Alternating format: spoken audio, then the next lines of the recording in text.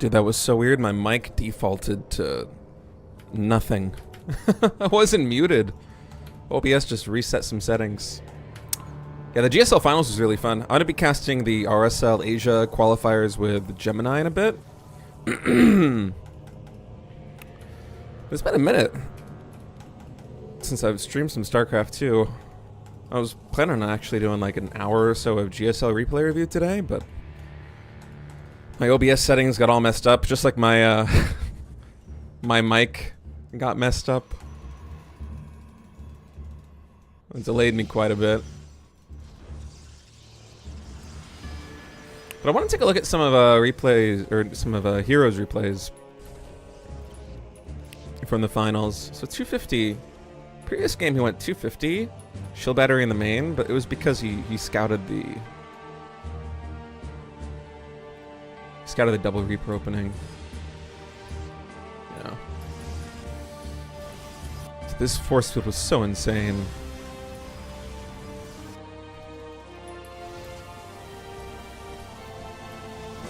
How much HP did this actually have at the very end? 9. Fuck, dude. 9 HP. Kidding me. Oh my god. Yeah, this was just such a killer GSL finals. I had so much fun. This is since I have started casting GSL, I think this is my favorite GSL finals by like a long shot.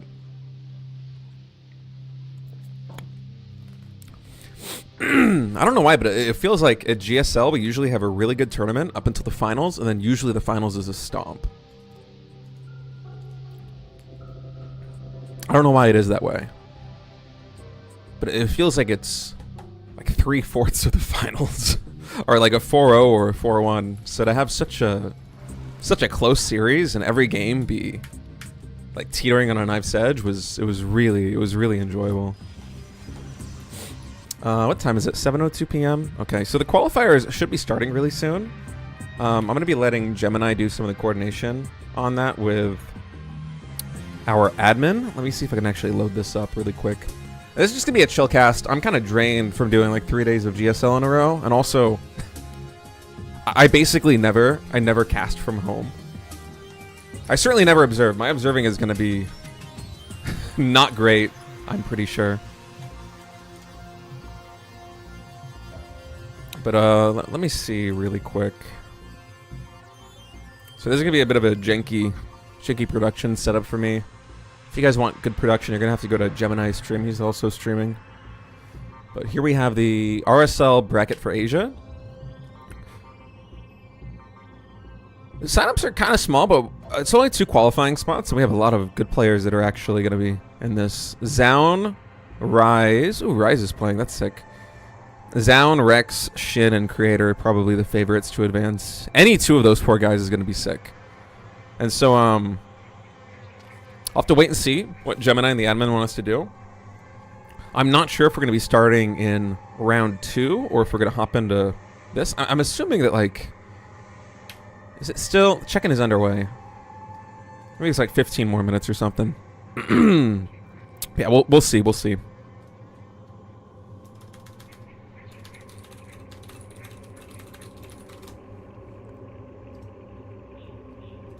I think I might actually be getting on a call with Gemini in a moment.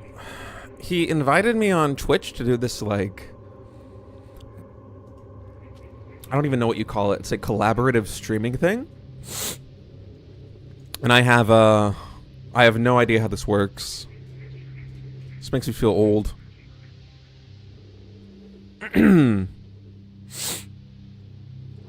Gemini wants to collaborate. Click to accept. I clicked. Shared chat is on. Oh, shit. Communities can chat with each other now. You can leave the shared chat session at any time. Or if Gemini's chat is too G-Gen, we'll just leave.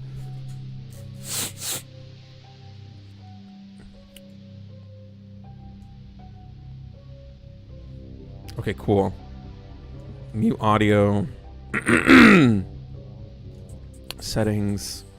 I don't think there's anything fancy I need to do on this. I'm going to join the call with Gemini. Hello? Oh my god, that broke my ears. Hello. My bad. Welcome. People in the chat just... Chat thing working out here, right? Yeah, I just joined the collaborative stream. I have no idea how this works. I turned off like basically everything. I think it's literally just the chat. Same, yeah. But yes, hello, welcome. How you doing? I'm good. I'm a little bit tired from like 3 days of GSL. Also, I got... Good point. I came down with laryngitis last week, which is like the infection of my voice box. Oh. And so I've been to the doctors 3 times during this GSL season. I keep going to like the ENT, like the ear, nose, throat doctor. And he's actually a StarCraft fan, like StarCraft 1 fan, but he knows that I cast StarCraft 2. And I'm like, dude, I gotta cast StarCraft. You gotta fix me up. And he's doing all this like this crazy magic of like spraying in my nose and like spraying down my throat. These medical sprays and. That sounds extremely. Yeah. So yeah, I'm gonna be. I feel like I did a really good job on GSL because we have like the headsets, right? Of like every time I needed to like sniffle, I would like pull up the mic and I would cover this side of my face and I would go down like this.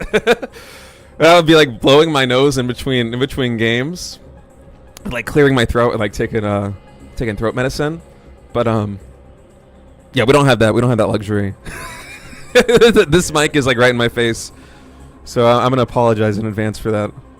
No problem. No tactical mic swaps in this cast, unfortunately. That's okay. I technically do have a mute button, but I am not gonna micro that.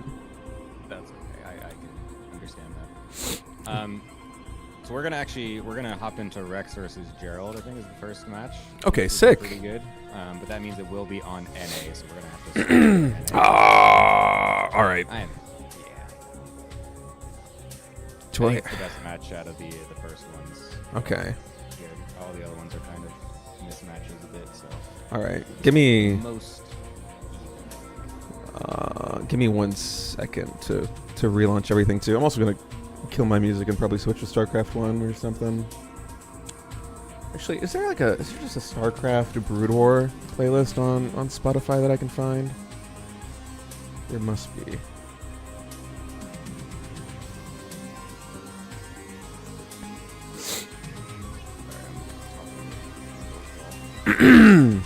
This is the full-on casual community online like streaming. Oh yeah, this is not official in any capacity. Like, talking to players, I'm like, yeah, no, you need to go to this server, and they're like, oh, okay, yeah,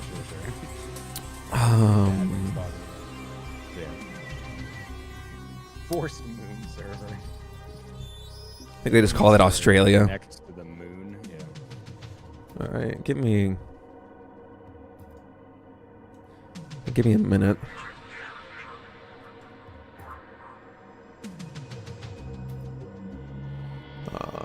How is this going to work? How can I see the stream? Oh, there it is. We're going you said a Asia or America server, right? Excuse me. Yeah, we're gonna go on NA because it's Asia versus EU, so best of all. Oh, dude, I'm drinking some tea right now, and I just noticed that when I poured the hot water in, the tea bag broke. I just took like the most granular sip. Oh Jesus! Great way to start the night. All right, let me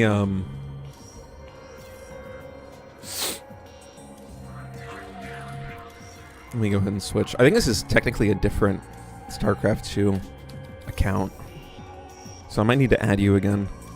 Oh, actually, how does this? Wait, let me see if I can just get on the same one. Okay.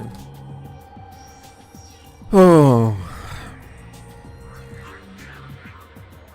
I was playing a couple ladder games just a couple hours ago. How do you do? I did the charge first versus Terran, and I did it. Nice. It felt actually pretty good. Did you do like the 5 or 6 cell at Warpin and then just like move across the map and see if you can get one tank? I scouted that I did a sentry opener, so I scouted that he was going for the 3 racks. Oh. So I was like, okay, so if he, so I reactively went charge, and then I made the 4 zealots. I ran them. He had a wall, unfortunately, but I was gonna go for the play. I was gonna try to sneak the tank out. What is the chat name? It's just RSL Revival. RSL Space Revival. It's literally just us. Well, yeah, Rex came over, but I haven't find. I like Rex. Gerald.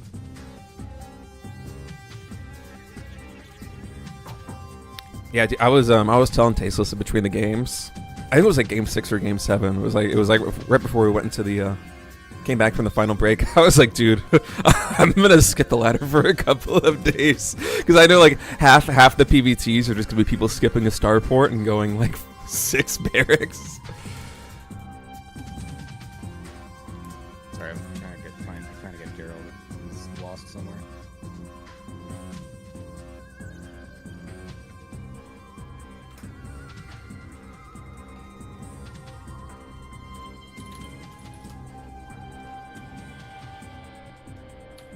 Oh, are my settings different here? Oh god, they are. Oh no. Oh no. You're the king? Ah, there's Gerald. Well, I didn't vote for you. Promethean, what's up, man? Thanks for the raid. Ooh, nice. Welcome, gamers.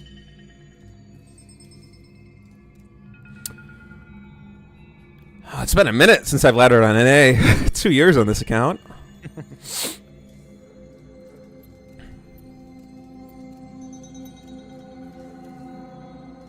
Gotta get the guys doing their vetoes.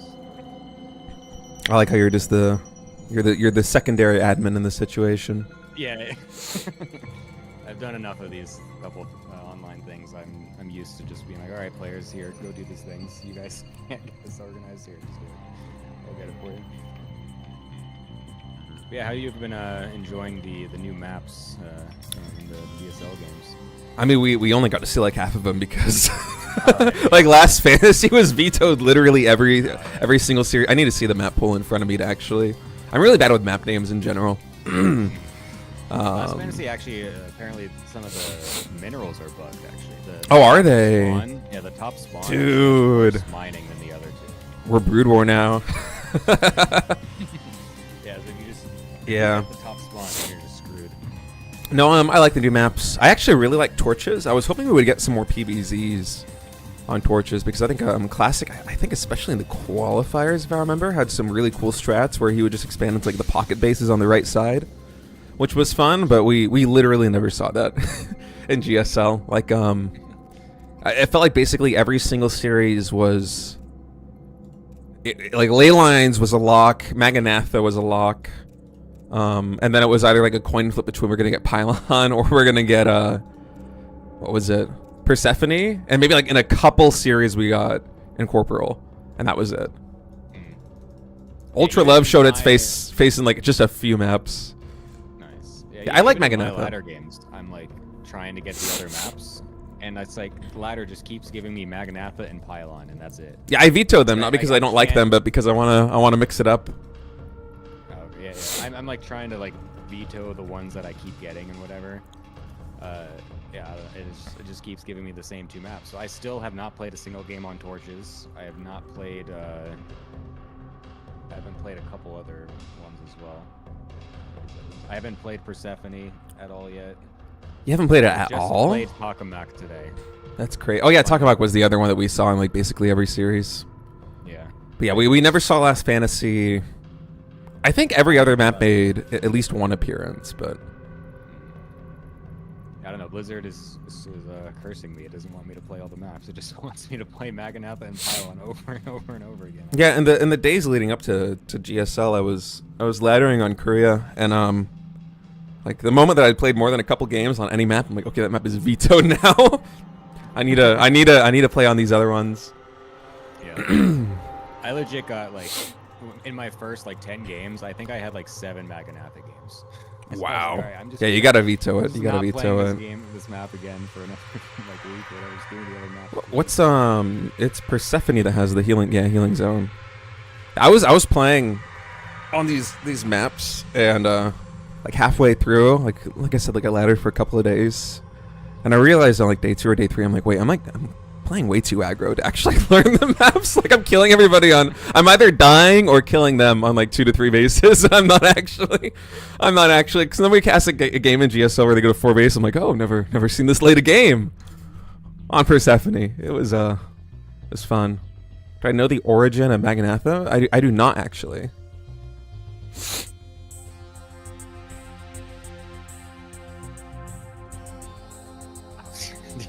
What is the origin of Magnatha? Oh no, okay. What is this a rabbit hole I do not want to go down? I mean, it's so there's a community member in Castor. His name is Magnet. He was actually at EWC. Oh yeah. No, okay, yeah, I do know that. Yeah, it's in the map description, right? Yeah. So yeah, that's Magnet, and so yeah, there's another community member who's actually the person that asked you this question in the chat. He, for some reason, likes to make memes of people gender swapped, and so he got some AI image or something of Magnat's picture, looking like a girl. Okay. And called it Maganatha. And then one of the community map makers decided to name his Maganatha. All right. There you go. Pretty funny. That's the. What a niche hobby, by the way. Oh, I know. I don't. Yeah. All right, these guys are finishing up their vetoes and their picks now. Of all time, by the way. Yeah, this is taking a while. I'm gonna taking their time with that. I'm gonna heat up another tea. I will be right back. No problem. We weren't just sitting here talking about nothing for the last 10 minutes, chat. Don't worry. We're trying to get these games going, but the veto process was I don't know, taking a long time for some reason. Anyways, we're gonna be getting into everything pretty quickly here. Super shake.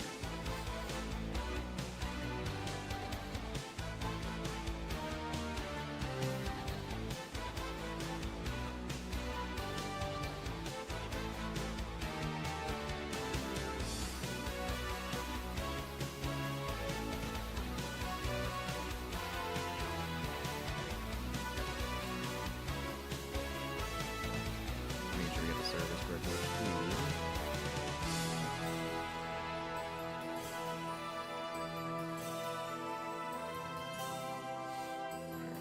Coin flip for the servers.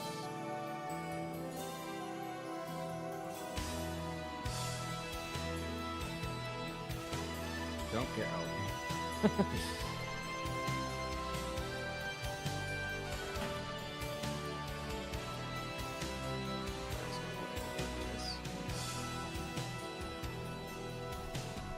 Goes for heads, and it is. All right, I'm back. Did not break the tea bag this time.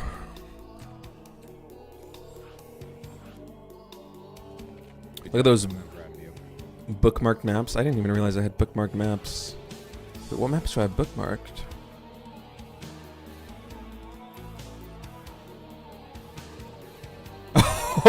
Cloud Kingdom, Daybreak Ohana, Antigua Shipyard, and Tomb Valley, Shakura's Plateau, and Tal'Dorei Malta. All right, Nice, dude. that is pretty sick.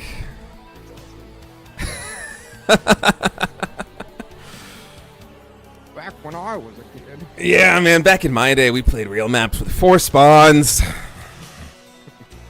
I was actually pretty happy that we got 3-player maps in the pool. Like, I actually have a really soft spot for 3-player maps, but unfortunately it's bugged, so it's a bit unlucky. All right, you want to do the player intros? Yeah, man, sure. Let's get into it. Yeah, we got top right-hand side in our first game with a very interesting clan decal next to his Nexus. I just realized it is Gerald. Yeah, look at that. What is that? His puppy? And down at the bottom left. Oh man, I've got a little bit of lag actually. Let me you keep doing your thing on these intros. Let me see if I can fix this. Bottom left-hand side, it is going to be Rex playing for Offside Game, which is technically also my team. Just kind of thing. So, No bias. no bias whatsoever. I do like Rex. He's a good guy. Very nice dude. Yeah, unless you're hitting him on the ladder. Dude, Rex farmed me like a couple of years ago. I would just keep hitting him on the ladder. Like the only games that I would win against Rex are the ones where it goes like I go full Neeb with like photon cannons and shield batteries on every base and nothing but Tempest Storm. God. Like that's what it takes to beat Rex. This guy's an absolute killer. Yeah, he does like a bit of he does go for some non-standard stuff every now and then as well. So he's also a bit aggressive. So can be a bit annoying to play against. I've played my fair share against him on ladder, and no, I've won a grand total of 0 of those games. So I can understand that. Yeah, I'm a little bit tripped up right now by the observing hotkeys. I have like Control C to center on selection, and then I usually click the portrait to follow. But apparently, when you're observing, the hotkeys are swapped. How am I gonna do this? Really? This is the most bootstrapped cast. Usually, to follow something, it's Control F. That's what mine is, at least. No, I got that as something else when I play. I can't even remember what it is. All right. If you guys want good observing, watch Gemini stream. You can also technically follow my observing. Oh, can I? Wait, how do I do this? Yeah. 1, 2, 3. It's 1, 2, 3. It's gonna be okay. 3. Oh, perfect. Circling around right now. Okay. Yeah, nice. All right, the Gemini cam.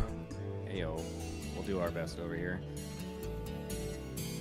But yeah. Anyways, you got your thing fixed up. It's like all no lag or whatever. Yeah, I think so. I think it was my OBS. My OBS preview was delaying me quite a bit. Look at this Stargate timing coming in from Gerald. This is like what, 2:29? Really late. I wasn't really paying too close attention to the opening build orders because I was trying to troubleshoot my setup a little bit. But we're very professional right now. Yeah. Just kind of like. Look, it's the warm up. Not actually looking at anything.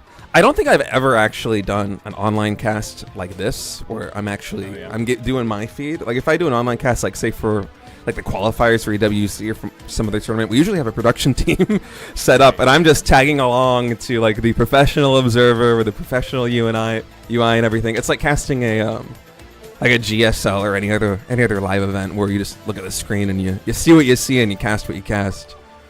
So we're in the depths right now. yeah. This is the real legit stuff. Dude, how many lings do we have in this third base? One of these adepts going to get taken out. Nice control there by Rex. It's actually a really good read. I wonder if he spotted these with the overlords here in the center of the map, or if he just has a generally good idea of what Gerald's going to be going for. I know Rex is one of these guys. Maybe? I mean, how many lings do we got? Only 11 on the map? He did worker cut quite early at 29. I'm surprised at this, to be completely real with you. Where is this Oracle? All right, now coming down to the third base. I feel like Ling Floods like this are much more of a previous patch kind of style. Like, now that energy recharge has been added to the game in the previous patch, we usually don't see people going for this heavy Ling composition, at least at the GSL Code S level. Just because, like, basically everybody's going to be opening Oracle and PvZ anyway. And 2 Oracles plus the energy recharge, you're never going to be able to do some fancy micro and tax the Oracle all the way down to 0 energy. Like, there will be a recharge available. You're not going to shut down that third base Nexus. So it's interesting to me that Rex played so low on the drone count and actually made, what, like a dozen lings? Yeah, I think he was a bit caught off guard by the timing, because I think Gerald actually went even earlier than normal with the third Nexus. He actually skipped his second gate to get it out as fast as possible. So I think Rex just missed the timing barely to try and screw with the probe to make it and everything. So yeah, a bit unlucky for him, of course, because obviously those lings have now done basically nothing, as they basically just scout that there is a third base and a bunch of adepts ready to deflect with the lings. So can't get anything done. +1 on Blink now, starting here for Gerald. Now, I wonder if he's going to be going for the kind of 6-gate Storm style that we're seeing on 3 bases a lot on the Korea server, or if he's going to be doing something a little bit different. I feel like Blink and +1 maybe just a touch late in this game compared to some of the more recent PvZs that I've cast, but look at this move. Oh, maybe not the Adepts going in third base. That is ambitious. It's a cute little corner, though. Look at that. They're like barely getting hit by anything. Kind of. Huh. A lot of queens, though, so it is a bit of. Dude. Coming back out as well. What a cute move, especially with the Oracle coming out on the top side right here with the stasis trap. And also that Void Ray on the high ground, really abusing the fact that Rex, like, yeah, he has 6 queens, but they're not in the best position. Although, oh no, the Void Ray. It was cute until it wasn't. Yeah. It was cute until he lost almost all of the units. Yeah. What's that? 3 drones and 12 lings. Not the most insane damage, but it's honestly, not bad. It's something.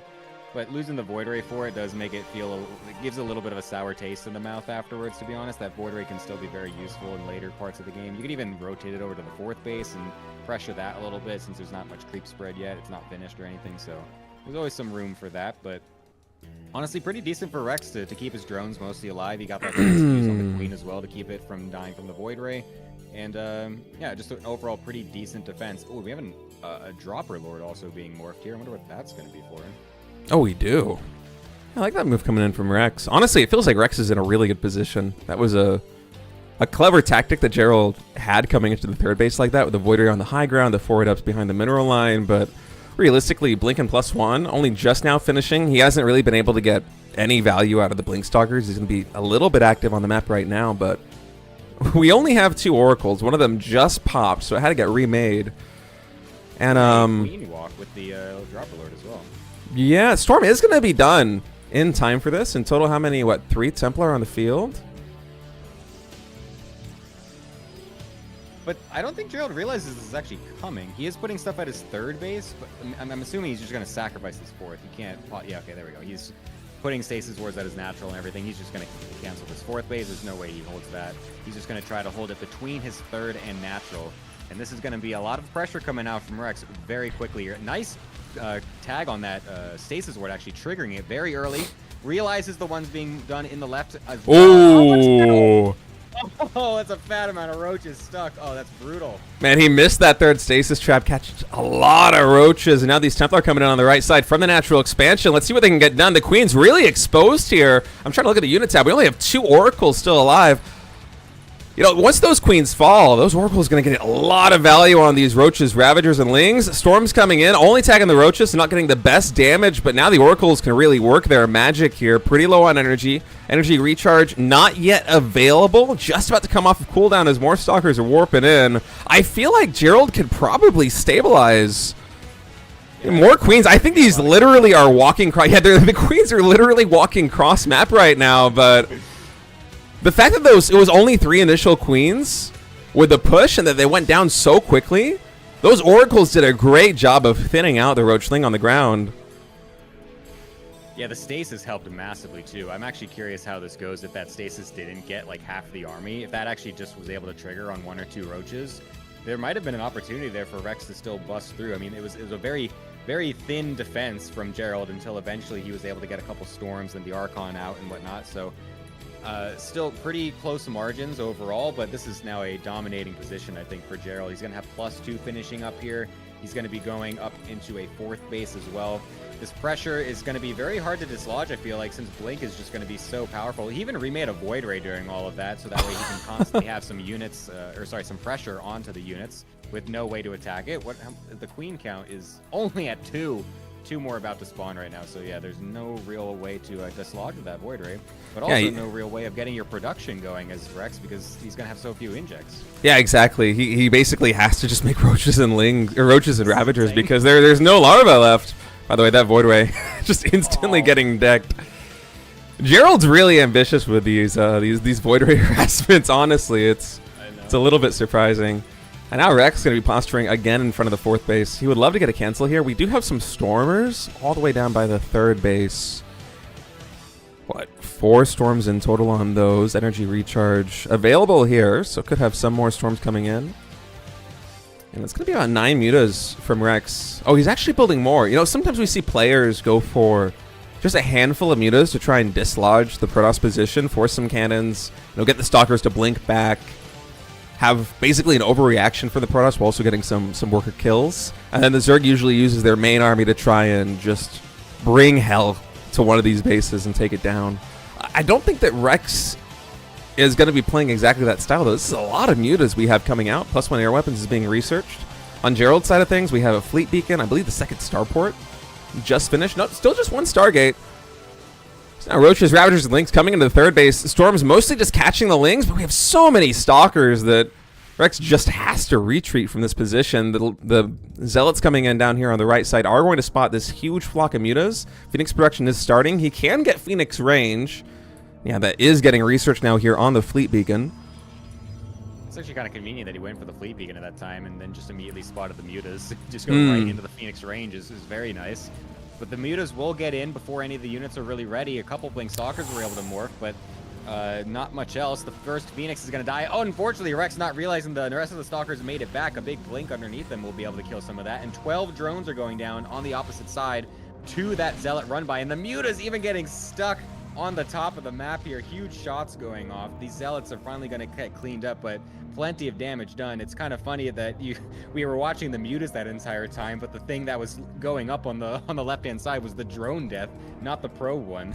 So unfortunately for Rex, that didn't quite work out the way he was looking for it.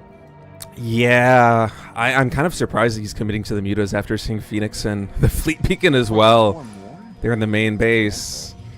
I mean, this is just a full commitment, really. I feel like Rex basically has decided that he has to go for this. But we already have Archons out. We have cannons and batteries at a lot of these bases already. More are getting morphed in, in the natural expansion and these other auxiliary bases. I think Rex is going to be hard-pressed to find some damage. Ling's coming in. There is a storm. The stasis traps, again, a huge, catching the majority of the Roaches and Ravagers. As Zealots will be warped in. Muta's, once again, posturing over here, going towards the main base. We only have 2 cannons, 1 shield battery. Mothership is being researched, or being constructed, I mean, here in the main base. But Gerald can clean up all these Roaches, Ravagers, and Lings on the third base side, and we have range Phoenix.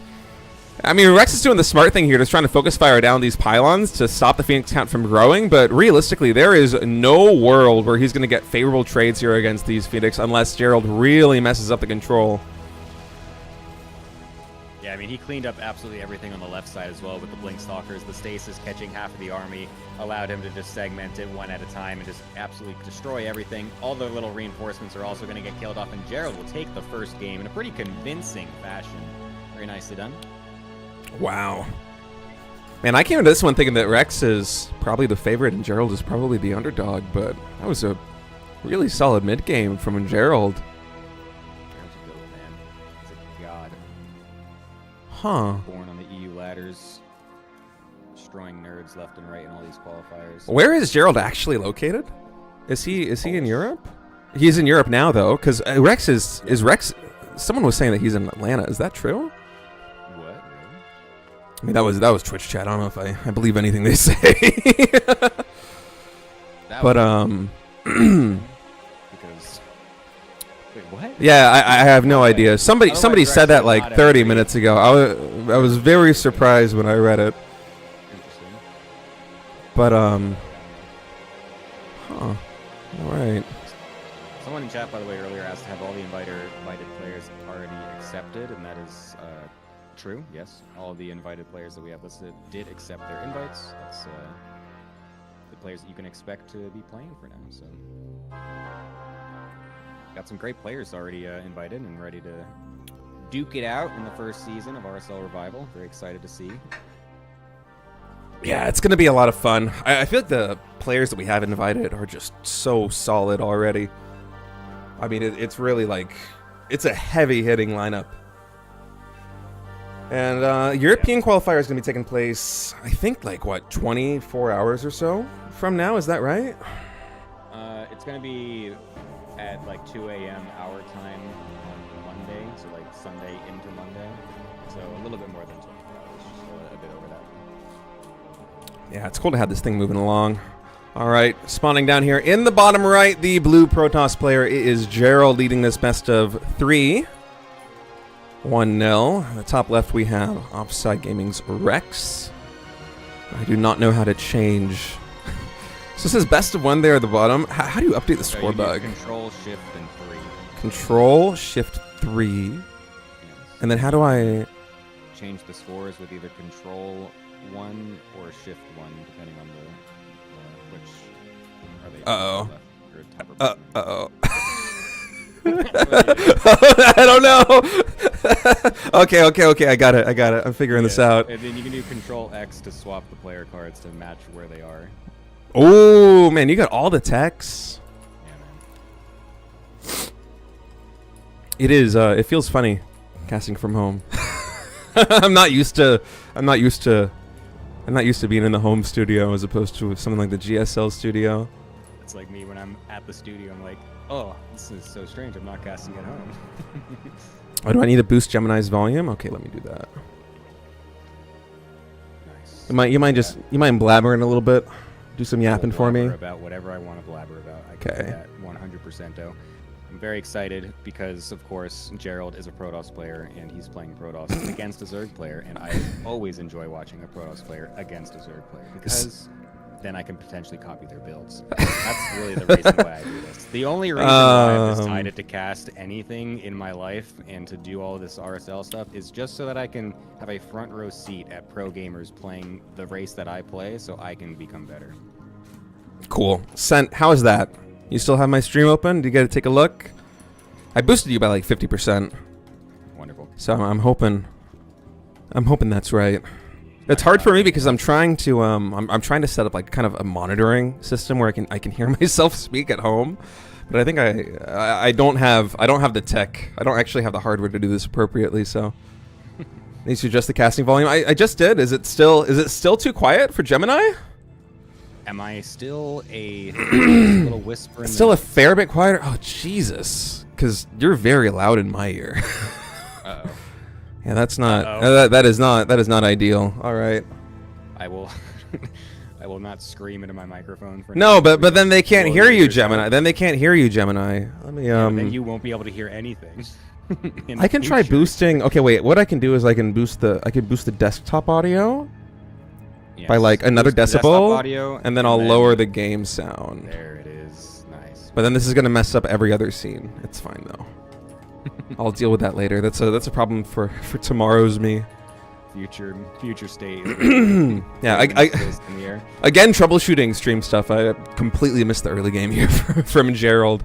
Looks like we had, what is this Stalker? Oh, Stalker Adept opening. I wonder, did he go fishing for an Overlord? It looks like he did not get one. He just barely missed it. Yeah, 36 HP on it. That's a classic move. I love doing that. I love doing it so much. People usually don't go for the Stalker move just because it's generally not very good. You want to get the Stargate as quickly as possible. But for me, I enjoy making the Zerg player really, really unhappy. And so I like just going for the Stalker to annoy him. Yeah, especially if they're just like idling it over top your natural. They're just so not expecting it. I'm just like, oh, you are going to get so punished. And then they still end up flying away to the little pillar, and I don't want to, I just want to end everything. But Rex actually did get a Ling in the main base because he did the little wraparound lings, and the wall was not finished. So he actually killed a probe, surprisingly enough. So honestly, pretty decent. He's going to go for the Ling swell again to try to cancel this third base, and with less units in position this time, perhaps he might be able to do something. But I feel like Gerald is still going to be pretty fine, especially with this early shield battery coming up. Is that shield battery going to finish, though, Gemini? I'm not sure if Rex decides to focus it down. Instead, he's going just straight for the Adepts. That's going to allow Gerald to throw down a pylon, actually, and really minimize the surface area that Rex could have gone for on that shield battery. And now these Lings can start wailing on this Stalker. We'd love to see a pylon get thrown down behind that. Uh-oh, that's a little bit offset. Another Stalker's going to have to get warped in. Oh, man, Gerald playing with fire a little bit. These Lings getting a lot of value. I'm surprised, though. Rex behind this, he is not going into drones. He's actually making even more Lings. We still have these two Oracles out. One of them even got energy recharged, I think, at the start of all of this. So it's sitting at 120 energy. And do we really have we have the Queen Walk coming in. Oh, my goodness, here on Pylon. Oh, Rex. We said that he's a bit aggressive, does a bit strange things every now and then, and he is definitely doing that in this series for sure. It's a second game and a second Queen Walk, a different type of Queen Walk, but it is indeed still a Queen Walk. This time he's not going to have any creep, though, so the Queens are purely for the anti-air against the Oracles. They're not going to be able to do any transfuses. Almost catches those Adepts out, but they were shading away already anyways, and there's one battery ready with a second one about to be finished in the natural, with the other one at the third base as well. I'm not quite sure that Rex is going to be able to find anything with this attack, because this is a nicely entrenched position that Gerald has set himself up for. Yeah, that shield battery is so well placed, and everyone getting thrown down behind it. Honestly, if I'm Gerald in this situation, I'm just pumping Oracles, because one or two more Oracles, and you can actually just trade really efficiently with these Queens. There's no creep. They cannot transfuse.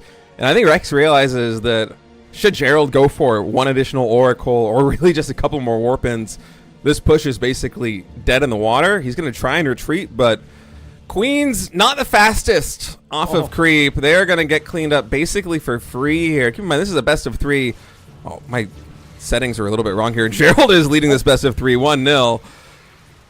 I'm a little concerned here for Rex, man. I mean, the Lynx coming in, they do get a very good surround. That Oracle actually low on HP, but still at the end of the day, Gerald is getting some really favorable trades.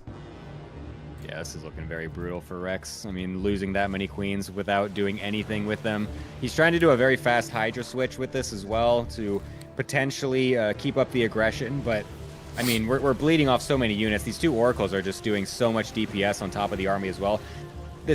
I was going to say it's going to be a little bit of an overextension, but we do have the reinforcements already coming in as well. Blink is not quite done, so that's still a bit awkward for Gerald. He has to be a little bit careful. If there's too many Hydras that start to come out here, you won't have as much Blink micro potential.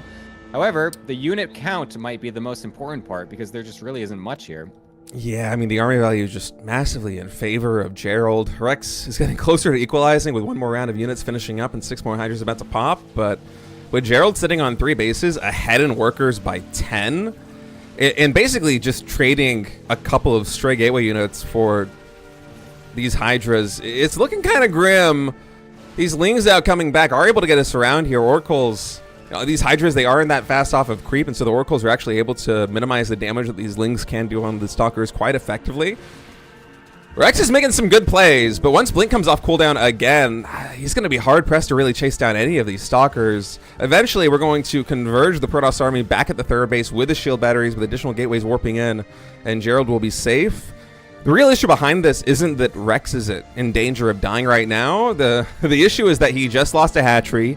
He's only just now going to rebuild it. He is down more than 10 workers, and he's sitting on basically Ling Hydra tech, which isn't bad in and of itself, but in a situation like this one, it's a little bit scary because there is basically no meat to the Zerg army. It is pure glass cannon. Luckily for Rex, Storm is still quite a ways away, but once these Lings dissipate, those Hydras are going to go down so quickly. There's no batteries at this 4th base position just yet, so this might be the perfect time for Rex to attack. If he finds any damage, this is going to be a great way to do it. The Blink Stalker's doing what they can on the right side, but the Zealots get kind of dealt with pretty easily on the left because there was no charge just yet. It's still quite a ways from finishing. He's going to have to force to recall his Blink Stalkers back home. That's a cancel on the 4th base, so we will be able to at least deny that for now. There's no drones behind this, though, so this is Rex being basically completely all in, despite that 4th base still being under construction from him. That's going to just be production, no extra economy. And now with these Lings starting to thin out, there's going to be not as much opportunity, I feel like, for Rex. I mean, there's only so much you can get done with an attack like this when it's just Ling Hydra. There's no Banelings either. Yeah, and only 3 queens back at home, so even the injects are a little bit sparse right now. You see, Rex, he's floating money, not because he doesn't want to produce units, because he literally just keeps going down to 0 larva back at home. Flooding Lings like this as reinforcements is very larva intensive, and you see him trying to get a 4th queen out to try and start injecting the 4th hatchery, but as it is right now, the production really low for Rex. Double stasis. That's like, what? A dozen Hydras getting locked in. Storm is nearly complete. Archons are being morphed in. We're going to have an energy recharge on these Templars sooner rather than later.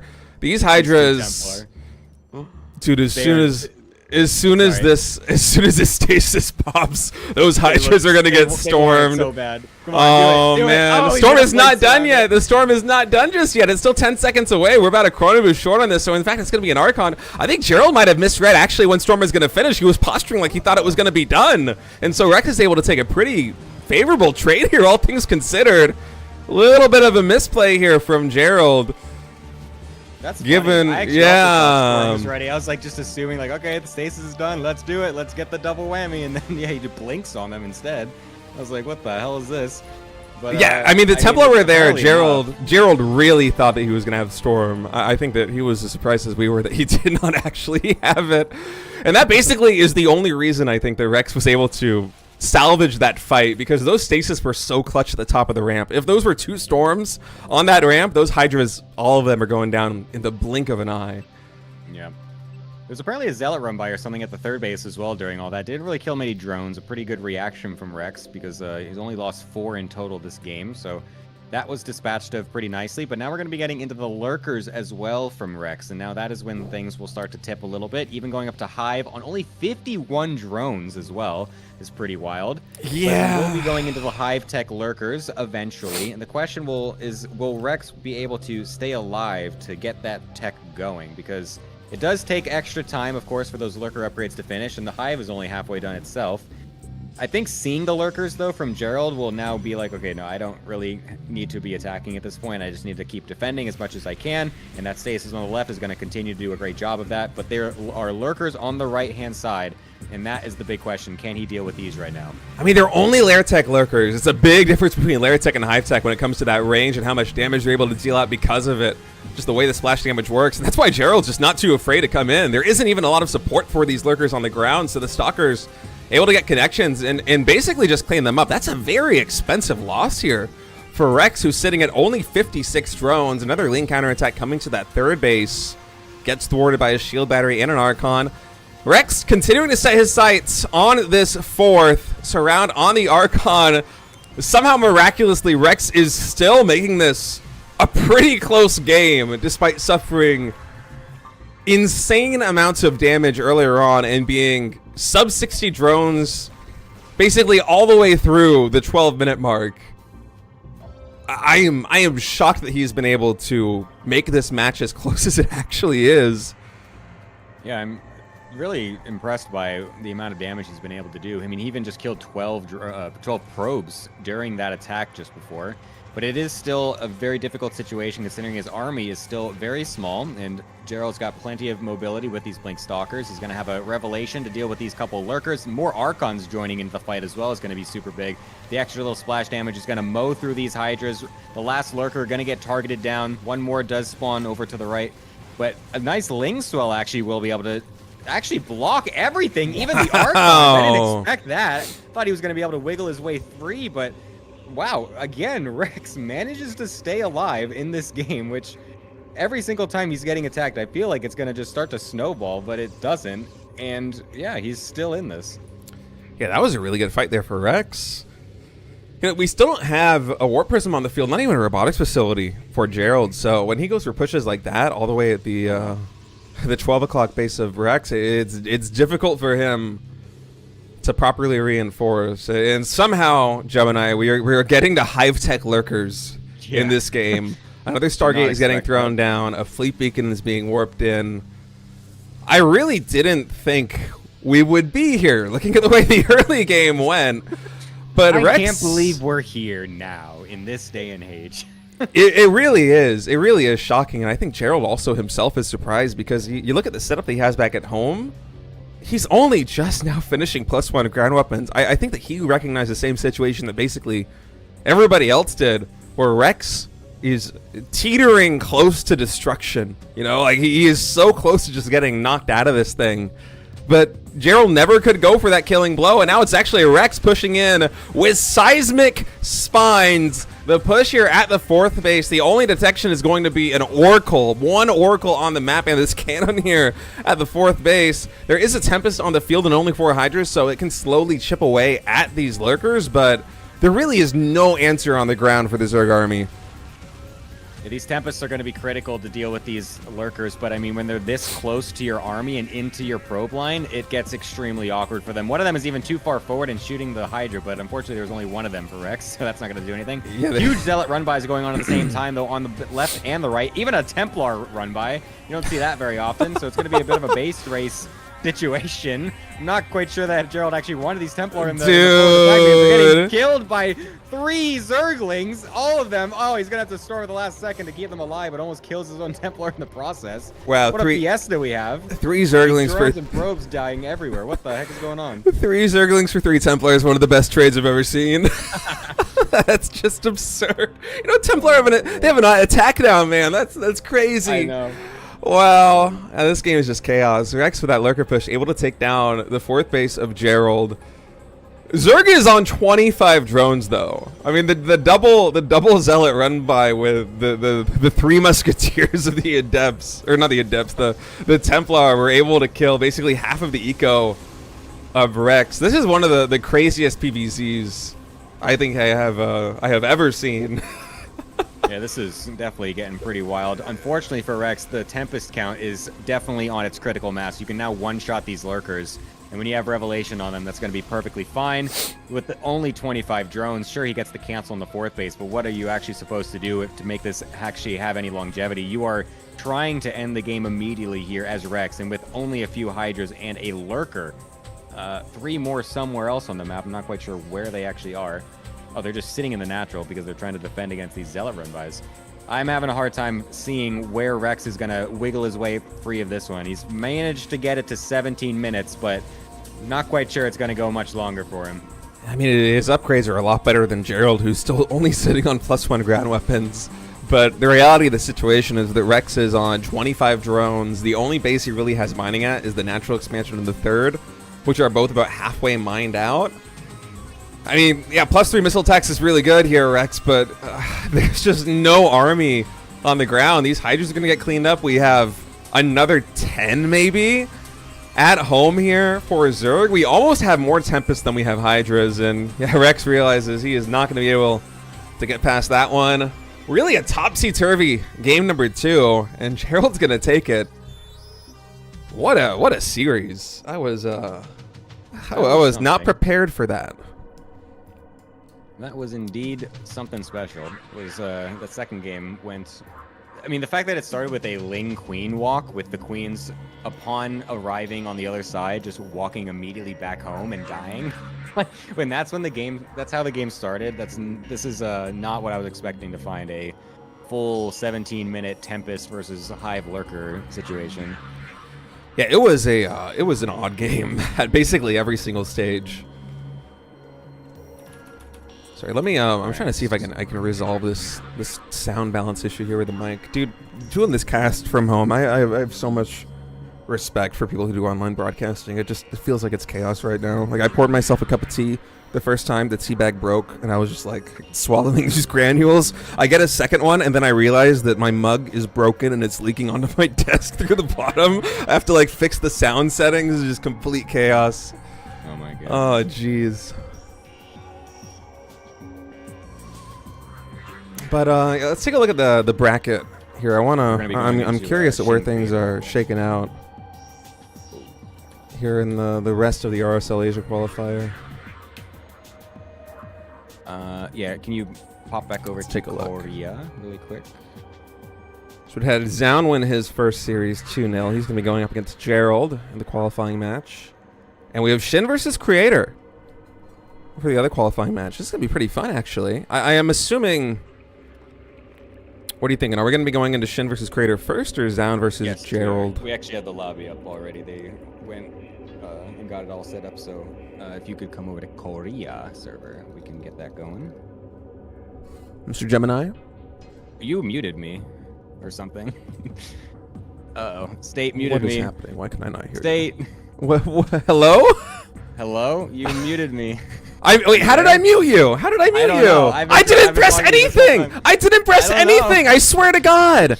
I swear to God. I went to my system sound settings. I opened my mic volume and I lowered it from 75 to 65. That is the only thing that I did. And then somehow I did not hear you. I didn't even unmute you. I don't know what happened. I did not unmute you. I pressed nothing. I don't know what happened. I am innocent here. Anyways, jump on over to Korea. We have the okay. Started for sure. Damn, I was like, Jesus, Gemini, say something, please. I was like, talking about my mug breaking, and there's just silence, and I'm like, all right, I guess it's not that funny. Dude, they already have it made. You're just like going on about a mug, and I'm like, wait, like, wow, he really wants. Yeah, my to bad. No. It's give me a moment. All right, are we doing Shin versus Creator? Yes. Okay. Luckily, when RSL actually starts, I will not be in charge of any of the production. I will be casting in a studio where we will have professionals handling things like this. This is not the preview of what the RSL will be looking like, everybody. No. We're going to be doing it. It's going to be so professional. It's going to be so not us doing everything. It's just going to be us talking. Yeah. Which is the best way to do it. Yeah. Studio is still under construction. If Eventually, once it is all finished, though, in the future seasons, would be pretty cool. We could probably just be doing the qualifiers from our studio as well, which is Yeah, that would be nice. the whole point of doing this. It's kind of neat that we'll just be able to host stuff from our own studio all the time, which is like just I don't know, it's just like a crazy thing to think about. Like I've never had my own studio, like to just do stuff in for StarCraft. It's pretty sick. Sorry, I just need to redo all of these settings. I am now on Asia server. Thank you for the invite.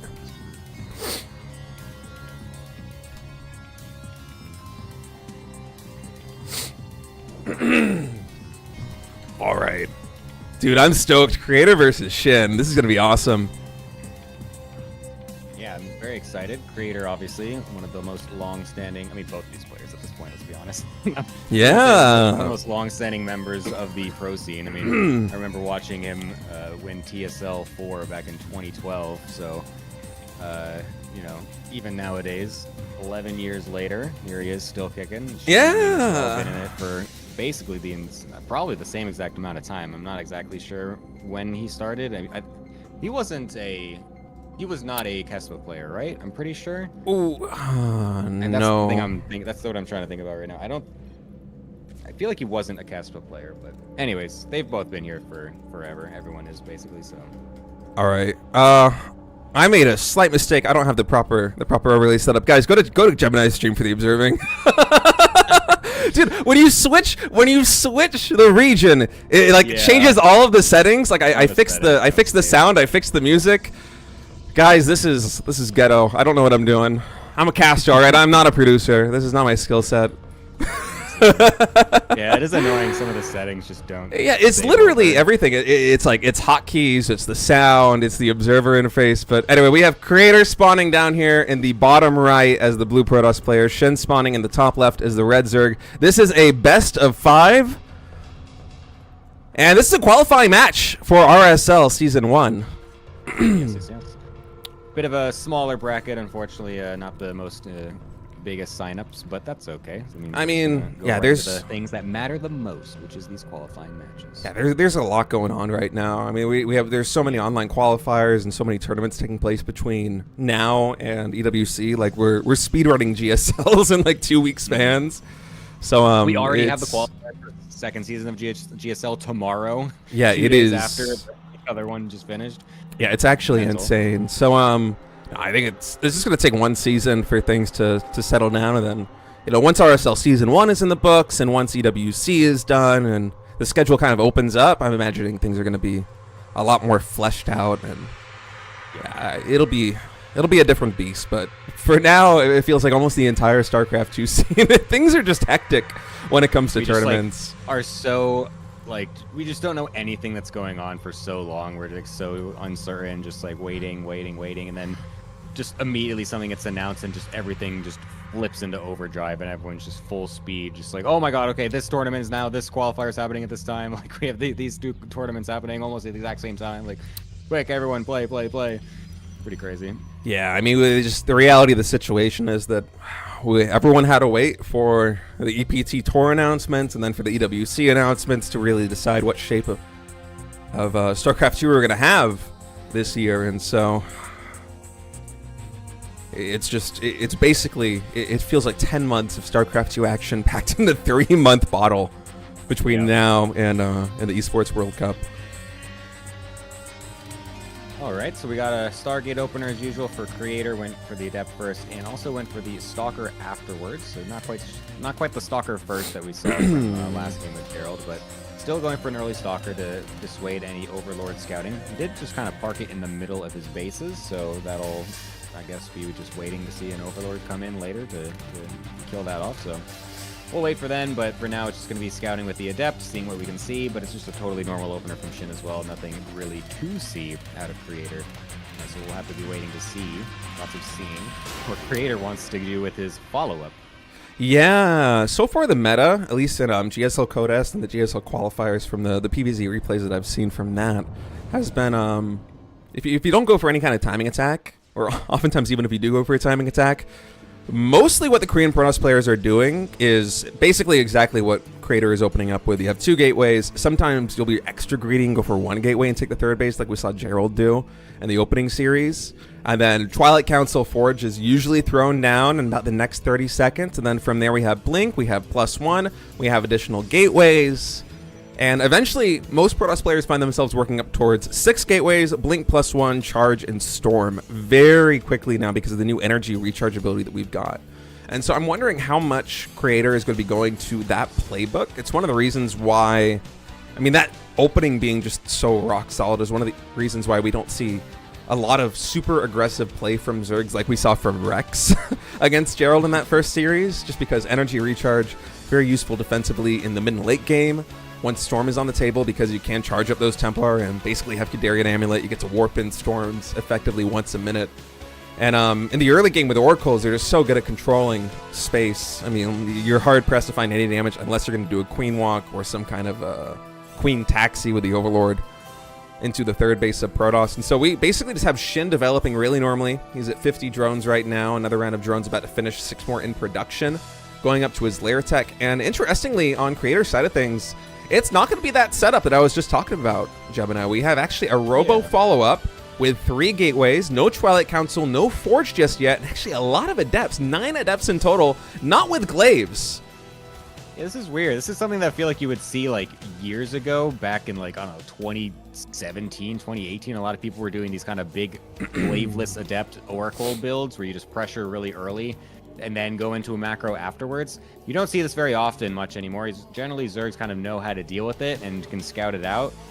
Shin was a little bit unprepared for it this time, but still able to rally back at home to get everything together, and was able to just basically push away the Adepts, and they've done almost nothing except for force a lot of extra Lings at this point, as they're going to shade on back home, because there's a big swell of Lings that are going to be threatening the third base here, but will be backing off here as well. So I'm not really sure if Creator wanted that amount of damage. Like, is just forcing that many Lings enough from him, or did he actually want to get the crazy drone damage? But I mean, when you look at it, still being at pretty equal drone counts to probes, it doesn't feel terrible.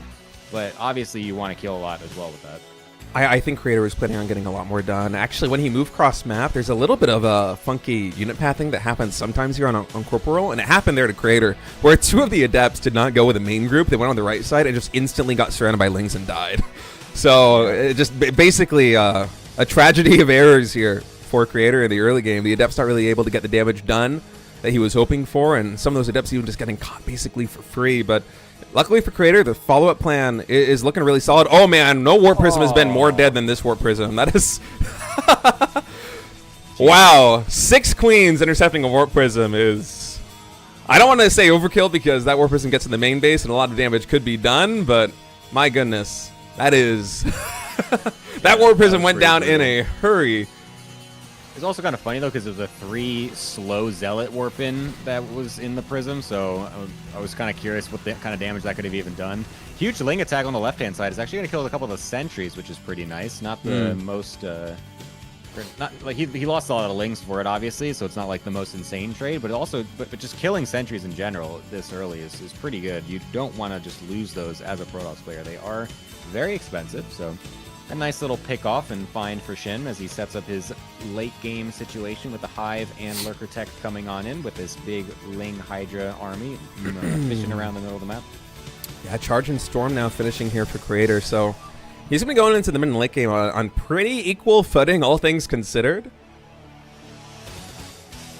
But I'm a little bit concerned about where this is going to go. This Lurker timing with Hive could be very scary here for a Creator who doesn't have too much in terms of army on the ground. Right now it is 2 Immortals. He does have 6 Templar, which means a ton of Storm because he got them early and because he does have energy recharge available. But I figure from this position here as Creator, it's going to be really hard to secure 5th base once Shin really starts to get the ball moving. You see Seismic Spines basically instantly started here. 4 Lurkers are morphing in the center of the map. And oftentimes, in these late game PvZ scenarios, it really is about taking that 5th base here as Protoss, unless you're able to find some kind of timing where you can just basically catch the Zerg sleeping. Because that 5th base, unlocking the 9th and the 10th Vespene Geysers, or even just a high yield Vespene Geyser, It's really what powers your economy to be able to keep up with the Zerg. Because your army on the ground usually doesn't hold a candle to a fleshed out Zerg with hive tech lurkers. You need to go into double Stargate, maybe even triple Stargate. You need Tempest, you need creators, not creators, you need carriers, you need a mothership. Multiple creators. Yeah. I mean, it's definitely annoying when you have this many lurkers out on your front door, especially if you don't even have a crazy immortal account. We do have 5 right now for creator, which is not bad.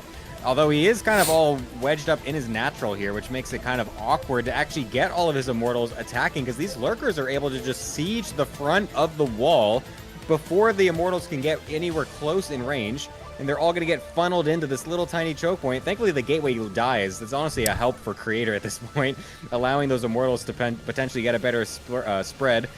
Shin trying to go in with multiple different angles with his left side army as well, but just going to slowly inch it forward with these lurkers. This is a great attack from Shin, and he's got so many more units banking up to continue this attack. And now we're even going to be able to jump on top of the Immortals, which are all super low HP. This is looking great for Shin. Yeah, man, being able to break down the door here at the third base. Both the Robos right here. The Immortals getting taken down. The Gateway is trying to get on top of the Lurkers here on the left side, but there just isn't enough firepower. Another round of Warpins is going to come in on the Protoss third. Another Storm drops, but these Lurkers, they're tanky. The Protoss army is so clumped up over by the third base. And, man, this natural base is going to fall. Shit is going to take a Game 1 lead. That was very decisive. That was yeah, a man. Bunch of nothing really happening, and then suddenly Shin's just like, I want to end the game now, and so I will. Just run right into the natural. It was really unfortunate for Creator to have all of his immortals just stuck in the middle, like behind the wall, I mean, forcing themselves through the middle of that tiny little choke point. Made it extremely awkward. He couldn't actually engage the army before it was able to set itself up, so... if those immortals were actually outside the wall, then maybe he would have had a better position there. Yeah, I just caught a little bit out of position. I mean, the vision really wasn't there for Creator, and also the early game didn't do him any favors. It was kind of a slog coming in from the very beginning with the, 3 or 4 gate adept timing attack without glaives that got effectively nothing done. Creator just playing from behind and was not really able to get any momentum going. Yeah, a bit brutal. I'm curious how that would have gone if he actually was able to get inside of one of the mineral lines at least. Because that was a big investment. You're definitely looking for more. Maybe if you're playing against, someone my level, then maybe just evening drone counts is enough, and it'll make the Zerg player cry and feel like they lost a bunch. But when you're playing Shin, one of the best Zergs in the world, that's not really going to cut it. Shin spawning here in the top left is the red Zerg. Creator, the blue Protoss on Maganatha. And I'm going to ask you again, Gemini, how do I set the best of 1 to best of 5? Is it Control Shift 5? Yes. Oh, yeah. I fixed the overlay. I'm feeling good, man. God. Yeah, I'm getting there. You probably wouldn't believe it, but a long time ago, I actually worked some local LAN events in California when I wasn't playing as an observer. Wow, how I have fallen. I'm so much worse now. Way long ago. Yeah, that was a long time ago, man. I mean, that was back during Wings of Liberty, I'm assuming, right? Yeah, that was like Wings of Liberty, Heart of the Swarm. That's if before we even had any of these fancy UIs and everything. You just had to press the little nameplate Control N, and then you just sat back and didn't do anything. That's literally what I did in the last game. It was like casting from Wings of Liberty, dude. I would have to open the units tab to show you how many workers each guy has. Nice. The StarCraft 2 observer interface has really come a long way since then. I kind of miss those days, though. I do kind of miss the nostalgia of just those very bare bone observer UIs. It kind of, I don't know, it tickles the right little bit of my memory. I don't know. Hey, man, watch ASL, right? Brood War doesn't really have too much in terms of like unit tabs and production tabs, do they? That is a good point. Remember there's that time where people were arguing for not having a production tab in StarCraft? Dude, I remember this so clearly. In Brood War, and like everyone was saying that because everything is so unsuspected in terms of what's being built, that made it way more hype. I agree with them in some way, but also as somebody who appreciates the finer details of the game, I hate that the idea of that so much. Like I want to know what's happening so badly. Yeah. It's I just remember also specifically it being about like ultras or something. So the example that they made was that like if you see that ultras are being produced, it's not that cool. But if you suddenly see 10 ultras pop out of the larva, then it's so cool. And I was like, yeah, they're not wrong. They're not guess. wrong. Like there is something to be gained from that, but I feel like Yeah. what you lose in terms of information is. I'd rather have the info. I'd rather see what we can see. I do like to see. It's very useful for me. All right, well, let's see what creator he's going to go for in this game. I would be surprised if we saw him again go for something like that 8 adept timing attack that he did in map number 1 with no glaives and the delayed Twilight Council forage. It seems like it's really an off-meta move. I'm wondering what it is that makes creator want to go for a timing attack like that one against Shin. Like if it's just something that he knows from playing against Shin on the ladder, or if he's just intentionally being a little bit obtuse with his build order selection thing to throw Shin off here in a best of 5 series. It's hard to say, but I feel like it would be a very big surprise, not just for us, but also for Shin, if creator were to try to go for something like that again. Yeah, for sure. Thank you, Rainer, by the way, for the fat raid. That's super sick. Welcome, everybody. Plenty of people now to take a look at the RSL qualifiers that we're doing right here. We're doing the Asia server qualifiers for our beautiful little event that we've got set up here, crowdfunded by the community with me, State, Tasteless, Ziggy, and some other people. So yeah, welcome everybody. Thanks, Rainer, for the raid. Yeah, a little bit bootstrapped here. This is my first time casting from home. I think literally more than a year. It feels it's very different not being in a studio, I must say. But still, the games that we've had so far have been really fun. Right now we're casting Creator versus Shin. This is a best of 5, a qualifying match for the RSL Season 1. Shin leading 1-0. Excited to share these games with you guys. We're gonna be going for our fast Twilight as well for creator with glaive. So he still wants he still wants the adepts, but this time those adepts last game sucked. You know what we should do? Let's just get the upgrade for them. It's like it's like he just forgot the building or something. This time is gonna be going very hard into it. 3 extra gateways as well. Unfortunately though, for him, Shin's Overlord is going to come in, and that Stalker is not attacking it quick enough to deny the scout. Oh man! All 3 gateways and the glaive upgrade are gonna get scouted here. This is not what you want to be seeing if you are a creator, especially after that first game got deflected so easily as well. Yeah, we just had 7 Overlords finish for Shin. And so he's not going to be supply block for a very long time, and the Roach Warren's about to finish up. I'm assuming he's just going to be pressing the Roach button very soon here. He's actually trickling out a couple more drones. I'm surprised at this. I guess he has enough links here on the map that he can poke into the third base and really kind of figure out exactly what creator is going for, because he sees the Twilight Council, but he might not really know that it is in fact just going to be glaives. Creator is not really showing his hand. He does have 12 adepts, but they are not right now at the third base. They're hiding in the natural expansion. Resonating glaives just now finishing. +1 Carapace also being researched here for Zerg. Shen, I feel like he doesn't fully understand the threat that is coming his way. Yes, he is making a lot of lings, but the fact that we have literally 0 roaches, Gemini, has me a little bit scared for our Zerg player. I'm kind of confused too about that. I'm assuming 17 he just wants to get I don't know, be able to keep up with the shades, like with more units that are faster or something. I don't know. Yeah, it's kind of interesting because he got the full scout. He knew exactly what was coming, or should have at least. So now it's going to allow the adepts to get some pretty good leeway, even going into the main base, and we'll get the nice little position on top of the ramp before the lings can get in, and that is going to be a massive move. So many of these adepts are still alive, and the roaches are just going to start popping out just now. I think Shin thought this was Blink. I think he saw the 3 gateways in the main base. He saw the Twilight Council. He's attacked into the third base of Creator with all those lings. And it was just a handful of adepts defending. He did not know that Creator was hiding basically a dozen more in the natural expansion.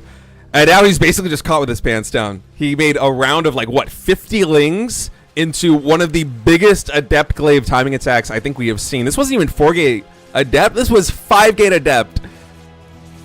So many adepts, Gemini. It's stupendous how many adepts we have on the field right now.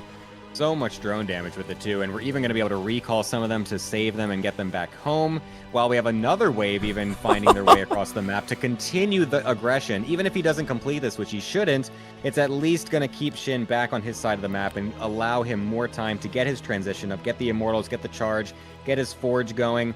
This is an excellent opener. We're at 45 drones as Shin, slowly trickling out a few more. This is a terrible situation, and this is the type of damage that obviously Creator wanted to see last game, but the build he's chosen this one set himself up much better to actually achieve that goal. Yeah, and he's actually going to be gearing up for a timing attack, I think. Shin is in such dire straits economically that he's basically forced to drone up very heavily right now, and Creator back at home, he's getting 3 additional gateways, he's building Immortals. We're probably going to see a Warp Prism coming in very soon. Charge is getting researched, +1 ground weapons is getting researched. All of this might culminate in a timing attack, either at the 3rd or the 4th base here of Shin, that could be catastrophic for the Zerg player, because the army values, although they're even right now, I feel really confident in Creator's position. You know, a ton of Charge Zealots with +1, with Immortals, with a second row even being warped in. Should Creator decide to go for a timing attack like that, it certainly has killing potential, but we actually see him going into the Templar Archive, so we'll see if he is going to go that way. Creator, really, he can play this game however he wants to. He can choose to, go into the mid and late game with that advantage of having reset Shin down to, 45 drones on 3 bases just a few minutes ago. He can go for a timing attack. It's really up to him. We'll see how he's going to take it. For now, he's taking a 4th base. He's getting a Templar Archives. The second robotics facility is done. And he's playing a really Immortal-heavy composition. Yeah, I do like it, though, because he's obviously going to be playing against a lot of Roaches from before, and then those Immortals are still going to find value, even if we eventually go into Lurkers as Shin. So I think going for the double Robo Immortal is a great way to play it. Could still get a nice Prism pretty early, too, while not cutting into the Immortal production. He's going to just have a super beefy army that just really, it's difficult to break into as a Zerg player. And I think it's going to do pretty good for him, especially because he's going to be up in economy this entire time, too. All he has to do is defend. He just has to make sure he doesn't lose an insane amount of economy anywhere, and he's going to be totally fine. And he's even going to just push the issue himself, because Blink is getting pretty close to done. He's got 4 Immortals in this army. This is going to be pretty big of an attack, but honestly, Shin, he has been cutting drones this entire time, has been going for army instead. I'm not quite sure Creator actually expects this big of an army out of Shin, and it's a massive surround that he's trying to set up as well. This arc that Shin is going for is massive. We only have 3 sentries, so there's not much force field available. The Roaches and the Ravagers there on the right side going to try and force away some of this army. Creator, he's trying to intercept them with a handful of Immortals and Stalkers, but that just means less DPS on the front line. And Shin, dude, this is such a sick fight. Basically a full surround. This is actually crazy. The fact that he isn't actually, I mean, Creator is actually kind of surviving through this up until now. Oh my god, I cursed it. Caster curse. I was saying he's actually kind of doing okay. Getting rid of the reinforcing ones ended up closing the deal. Oh, I think Creator misread that game, man. I think he expected Shin to just be totally macroing up and playing defensive and just trying to slowly get to a late game situation. But he was, I think, also kind of preparing for his own all-in. But Creator unfortunately triggered his first and gets caught by the opposing all-in. That was an insane game. I really thought that Shin was gonna be basically dead to rights. As soon as those Adepts came in, we had, what, 17 Adepts clean up. The kill-death ratio was like 5-1. Those Adepts traded so efficiently. Shin's worker count got thrown all the way down to 45. And behind it, Creator, it felt like he could basically play whatever game he wanted to play, but somehow just the stars aligned for Shin, and he was able to navigate his army composition into basically exactly what he needed. Roach, Hydra, Ling, and get this beautiful, immaculate surround on Creator's army as he pushed into the 4th base and somehow turned that game around. Shin now leading this series 2-0. Match point in this best of 5 to qualify for RSL Season 1. Yeah, that was a tilter, I would say, in terms of Creator's mentality, I would say. And he's also known for someone to be a bit emotional, but that is not a game you want to be losing. that is a game that you want to be getting that early damage. You're just like, okay, this is a nice solid win. Let's move on to the next. And unfortunately, he's managed to have it slip through his fingers. So we'll see if he's able to rally back this game and find his way into a series, because otherwise he's going to be totally out. And he's the one spawning on the bottom right-hand side of Pylon. Spawning on the top left is going to be Shin. Dude, I'm so bad with the observer hotkeys. I tried centering with Control-C, because that's how I center when I'm playing, and I just open up the APM tab for no reason at 40 seconds. Like, look at guys, look at how cool shit is. 580 APM. Observing and casting is really a skill in its own right. I have so much respect for the people that do this. I'm just gonna tag my camera back onto yours. I'll do my best to not jerk all over the place with my crazy movement. I try to keep it as smooth as possible, but it is also difficult when you're casting. It feels like you're, especially when I'm like, I don't know, like as a player. Oops, I put the wrong score. we're all like me. Terrible like this. Yeah. What was I saying? I just totally lost what I was actually gonna say. You were talking about how I think you were gonna say that, like, you know, when you're casting, sometimes you might get tunnel vision. And then you miss something observing. No, yeah. As a player, it's like you are used to just watching replays, and you just like have your own little habits. You're like, you know, like jerking the screen around really quickly, just like selecting everything. Yeah, I did not change my scroll speed. It is still like 70%. It is absurdly fast. Yeah. It's we always would watch a Home Story Cup, of course, and whenever the pro is on the desk or on the couch, that is, then they end up on the observing PC, and we're all just like, oh my god, get the pro player off of the observer cam, please, no. They're just like going all over the place with the most erratic observer movement ever. It's just like, oh no, get Adebisi in there, get Funko. Oh, dude, Adebisi, what a throwback. I miss that guy.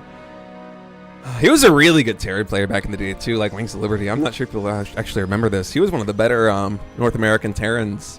Like just below the pro level. Was he actually that good? Yeah. I didn't know that. Yeah, I mean, he wasn't like the kind of like everybody back then was really struggling to make a name for themselves in A&A, right? But he was like right up there with a lot of these semi-pros. Like he would take games off of some very good players. I remember actually all the way back in the beginning of Wings of Liberty, before I was like on any pro team or in a clan or anything like that, I was actually practicing with Adebisi a fair bit. Nice. Yeah. Nice. Yeah, one of the OGs.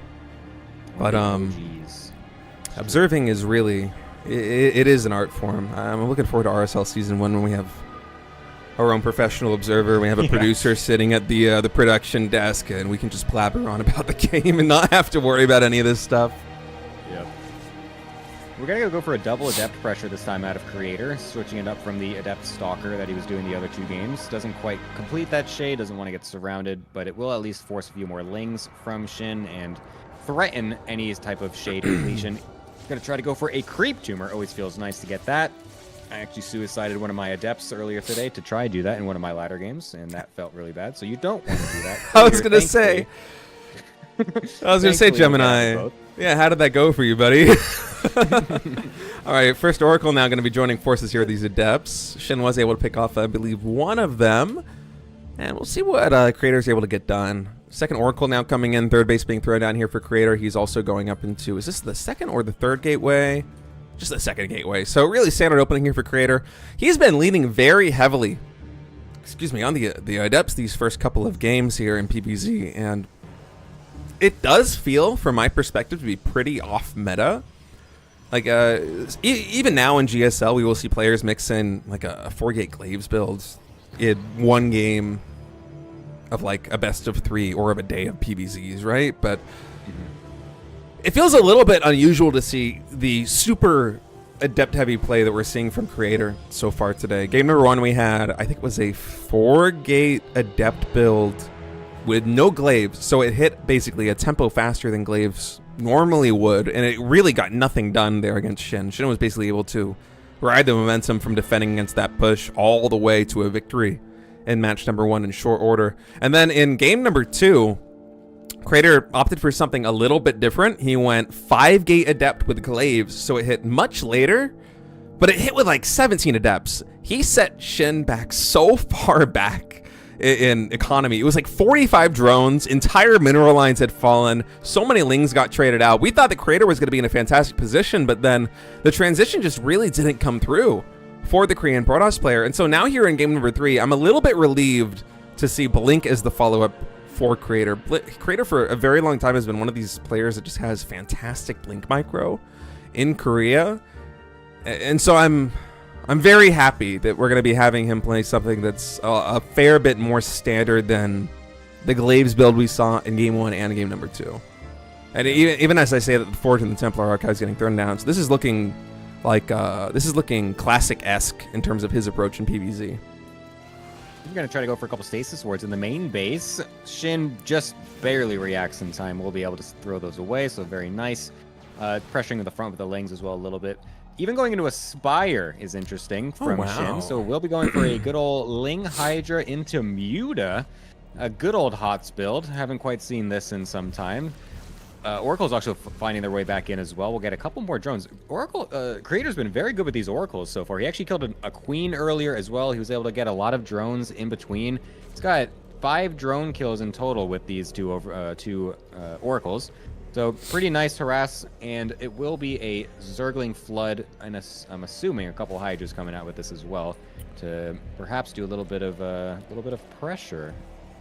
Yeah, I'm wondering what we're gonna see with this Spire coming in from Shin. A lot of the European Zergs like to go for maybe like 8 mutas in total, and just send them into the main base. Actually, hold that thought right now. As these Lings coming in, are you going to go straight for the surround on these Stalkers and Adepts, getting fantastic surface area? Yeah, Blink is only just now finishing, and basically every Stalker is going to fall, even with the Oracle assist. I mean, talk about a win here for Shin. That was a pretty favorable trade, evening up the resources lost quite a bit. And that's just going to go straight into a Muta switch. He's not even going to go for Hydras first. It's Mutas first. And after killing that many Stalkers with your Lings, that's going to be making him feel very good, I'm sure. Does Creator start to put 2 and 2 together? Because he did not see any gas units yet. Only the Lings. It might be kind of a little bit of a tell so far that there might be gas being invested elsewhere. But he might just be assuming it's going to be a normal Hydra attack, eventually into Lurkers. I don't think you're expecting a very fast Muta play like Shin is doing in this game. It's definitely not the standard play to be going for this. And so this is going to be a lot of Mutas finding their way into the main base, and Creator will be completely none the wiser.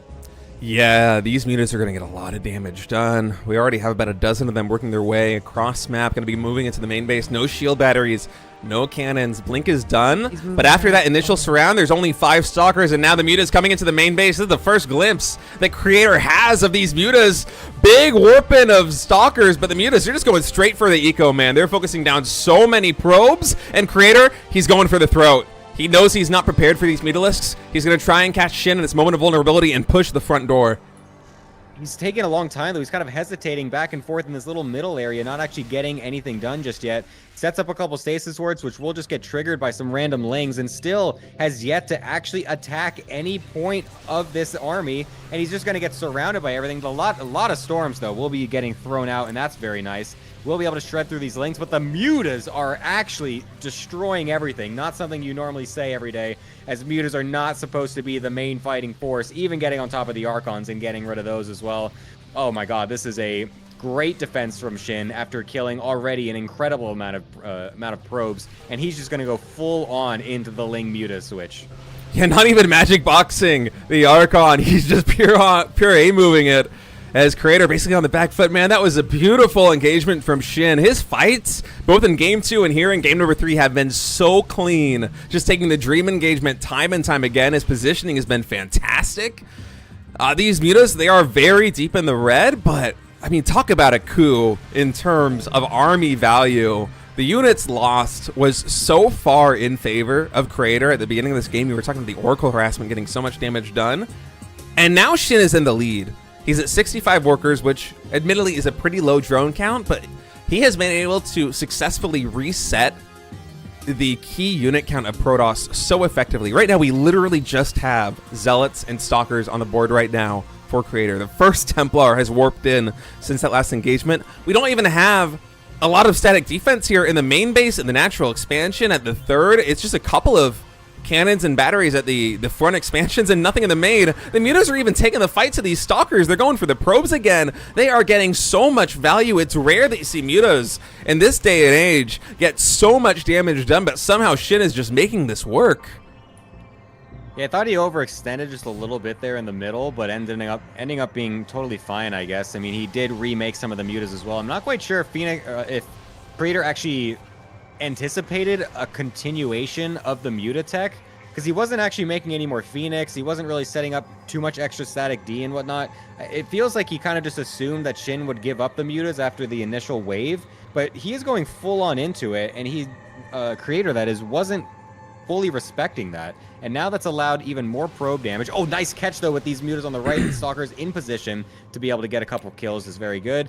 But the main base still a little bit barren, but one Templar coming in with a Prism to be able to throw down a Storm and shoo those away. Very nice play right there.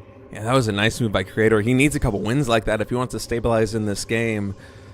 You know, it's very scary when you're playing PvZ like this, and the muta ball just keeps getting bigger and bigger and bigger, because eventually your stalker splits are not enough to cut it. Even if you're maxed on basically nothing but stalkers, those mutas are so mobile that they could just hit one base, one spot, take the fight, and with those glaives bouncing, you can get so much damage done. And that's what you see Shin exploiting right now, just collapsing on this base here of Creator. Another fantastic storm, 2 storms in fact, coming from that Warp Prism High Templar. Really getting a lot of these mutas in the red. This Archon anchoring the army here for Creator, making it hard for Shin to engage. But you see the damage that these mutas can do. Basically one-shotting stalkers every time they throw a volley. You need splash damage here from Creator just to be able to hold on. And I'm hoping that eventually he's going to be able to find his way up to Phoenix with range, because that is really what you need here as Creator to try and stop the bleeding. It's just that without a 5th base, he's hard-pressed to get the gas to actually afford to do that. You can see Shin just coming in on these fights. He is so aggressive and so bold because he uses the economy to support this. He just knows.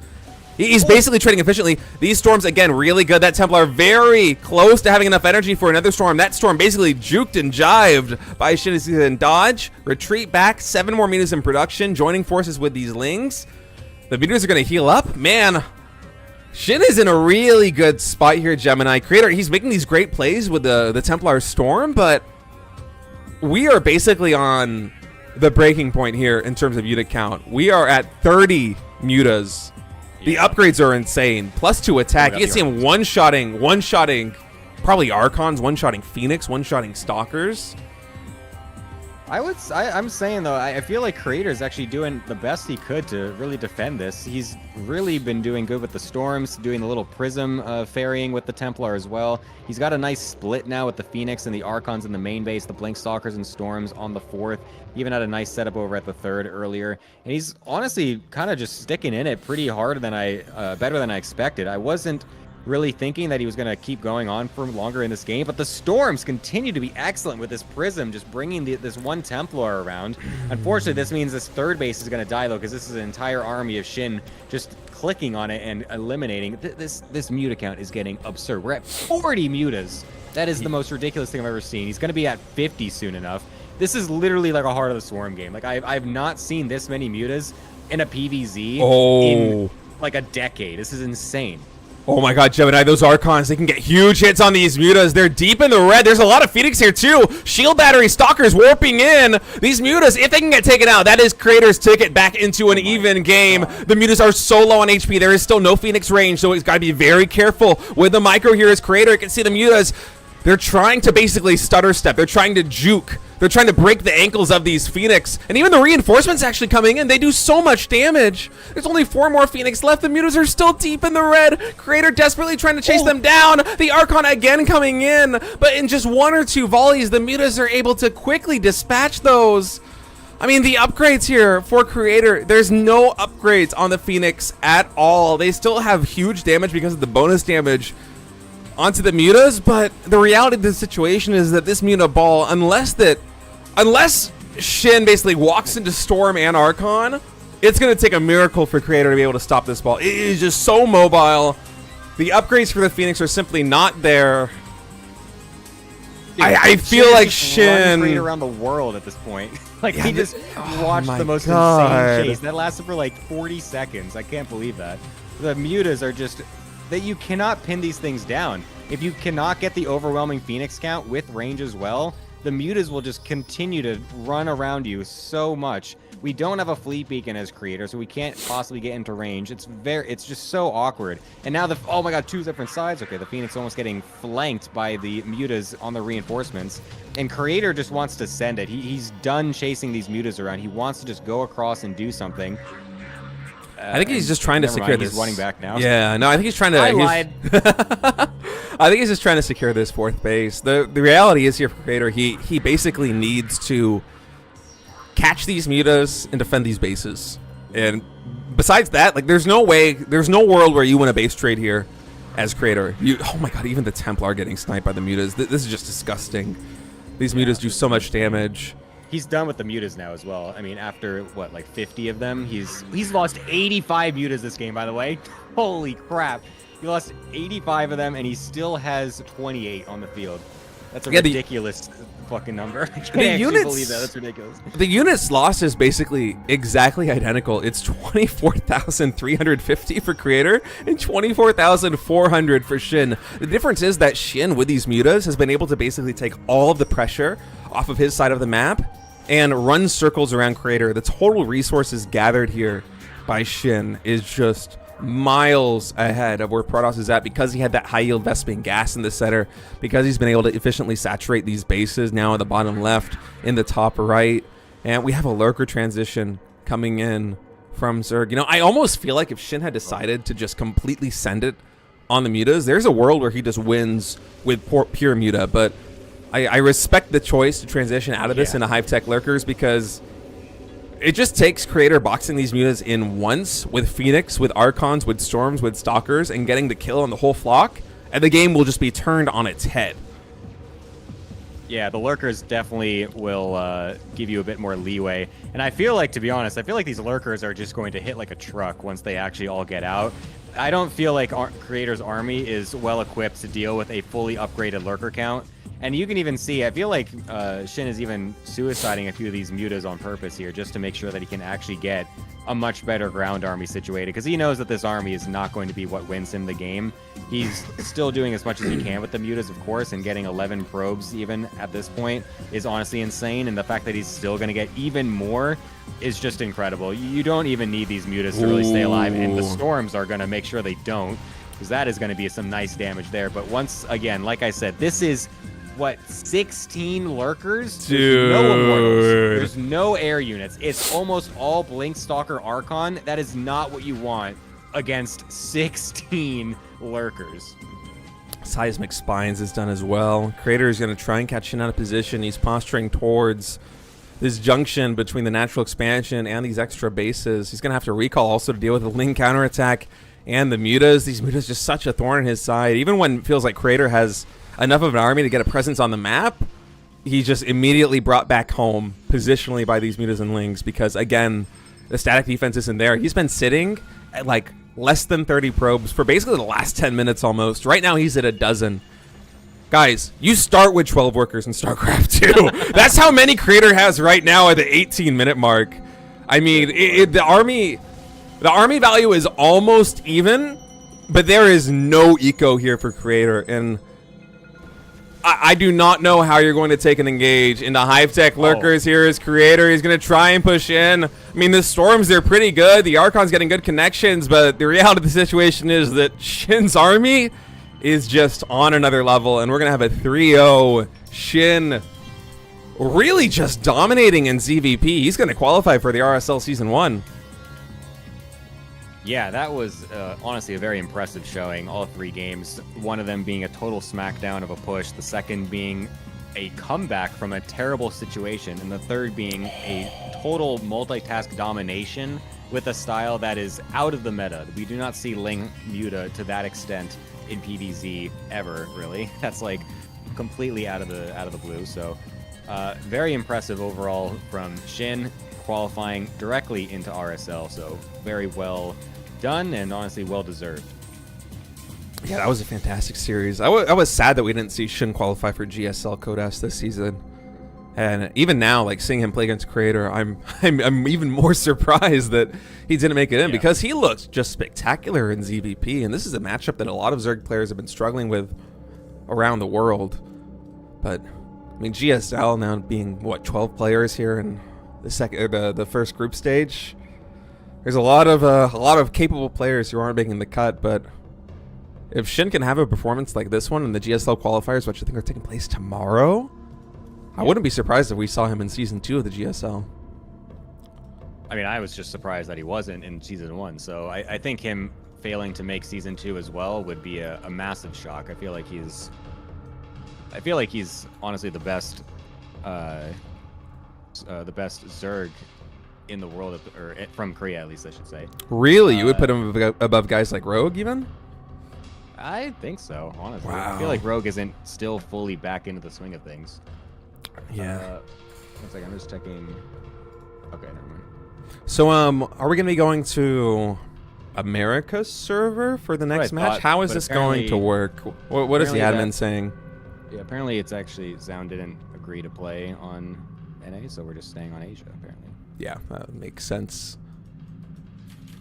I was actually really surprised that we played the initial series on America. I respect it. It is the Asia.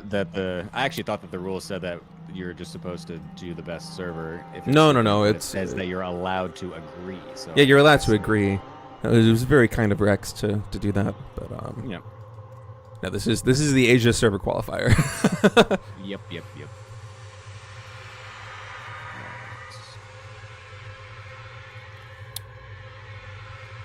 So I just join right off you. Also, if you join the RSL Revival chat, oh right, yeah, lobby links in there, so you can just click on them, which makes it even easier. I forgot I did that on NA, and now I'm not doing it here. Gerald is with 1200 MS ping clan tag? I love it. Hey, if Cannon can do it, you can do it too. Well, yeah. All right, Gerald is saying that if he determines that it is unplayable with ping, he's just going to give a walkover. Hopefully that doesn't happen. I'd love to see him play it out, but yeah. Oh wait, I think I accidentally. Oh, I fat fingered that. Let me join back in. In a rage. Like if Gerald's not playing the full series, I'm not gonna cast. No, I'm gonna try and rejoin. I just I have a trigger finger. Wait, is this? It's not letting me rejoin. Okay. There we go.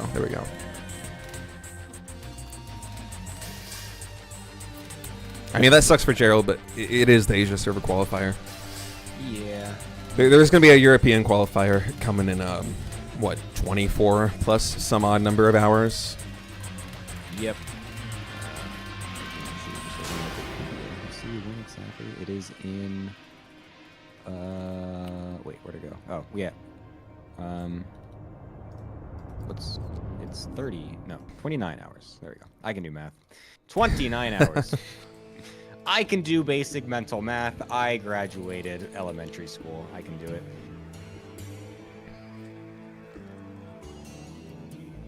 But yeah, it's going to be Gerald versus Zound. Hopefully that the ping is not too much of an issue for Gerald, and he tries to just sweat it out a bit. Because obviously it would be nice to see the full series. However, yeah, I don't know. It would be a bummer if there was a walkover. I mean, I understand he can do it, but a little small anyways. Yeah, and also it's like the Asia server qualifier. It's like, wait, I have to play on Asia? Just give me a walkover. It's a little bit. It is a little bit funny, but hopefully it doesn't come to that. As it is, we're gonna have Zound spawning here in the top right as the blue Protoss and the barcode with the 1200 MS ping clan tag. It's Gerald as the red Protoss. This is a best of 5, and this is a qualifying match for RSL Season 1. Gerald played the opening series of this cast against Rex, and it looked really good in that PBZ. I was actually surprised going into it. I know that Gerald's one of these players that's been on my radar, but I haven't seen a lot of his games over the past couple of years. And Rex is someone that, just because I play on the Korea server, and me and Rex are typically pretty close in MMR, at least we were last time I was laddering a bunch. I feel like I have a very good feel for where he is at. And I was thinking that Gerald was going to be, screen, thank you very much, Helgi. I was thinking that Gerald was going to be kind of the underdog, but he really showed up and played a fantastic series, took that best of 3-2-0. Oh, I think you might have the bracket in the way. Somebody's got the bracket in the way, I'm not sure. Anyway, I'm good as well. I had a mini heart attack when I saw that come in, and I forgot it was a mixed chat. State with the MMR flex. No, not anymore. I haven't, I usually play, like, I will always ladder for a couple of days before, like, a GSL cast or something like that. But when we had that long break from EWC until the circuit getting renewed, it was, I don't know if I'm going to open up a little bit. It was kind of a sad time for me. Like, I lost a little bit of direction. I wasn't playing StarCraft much anymore. I wasn't that sad. I wasn't Rainer level of sadness. I reinstalled Overwatch. But no, it was. I took a long break from laddering in StarCraft too. But now that we're back, it is good to be in the swing of things. I've been really enjoying playing on the new maps, on the new patch. It's been a lot of fun. So my MMR, I am certainly not where I was at last year when we were going into EWC. Rex and all these guys are definitely leagues above me right now. But yeah, it'll be fun watching this PvP. I was actually a little bit, it sounds evil, but I was hoping a little bit that we would have a PvP GSL finals this season. Just because I kind of wanted to do a deep dive into this matchup a little bit, because I'm not really sure what it's going to look like on a lot of these new maps on the new patch.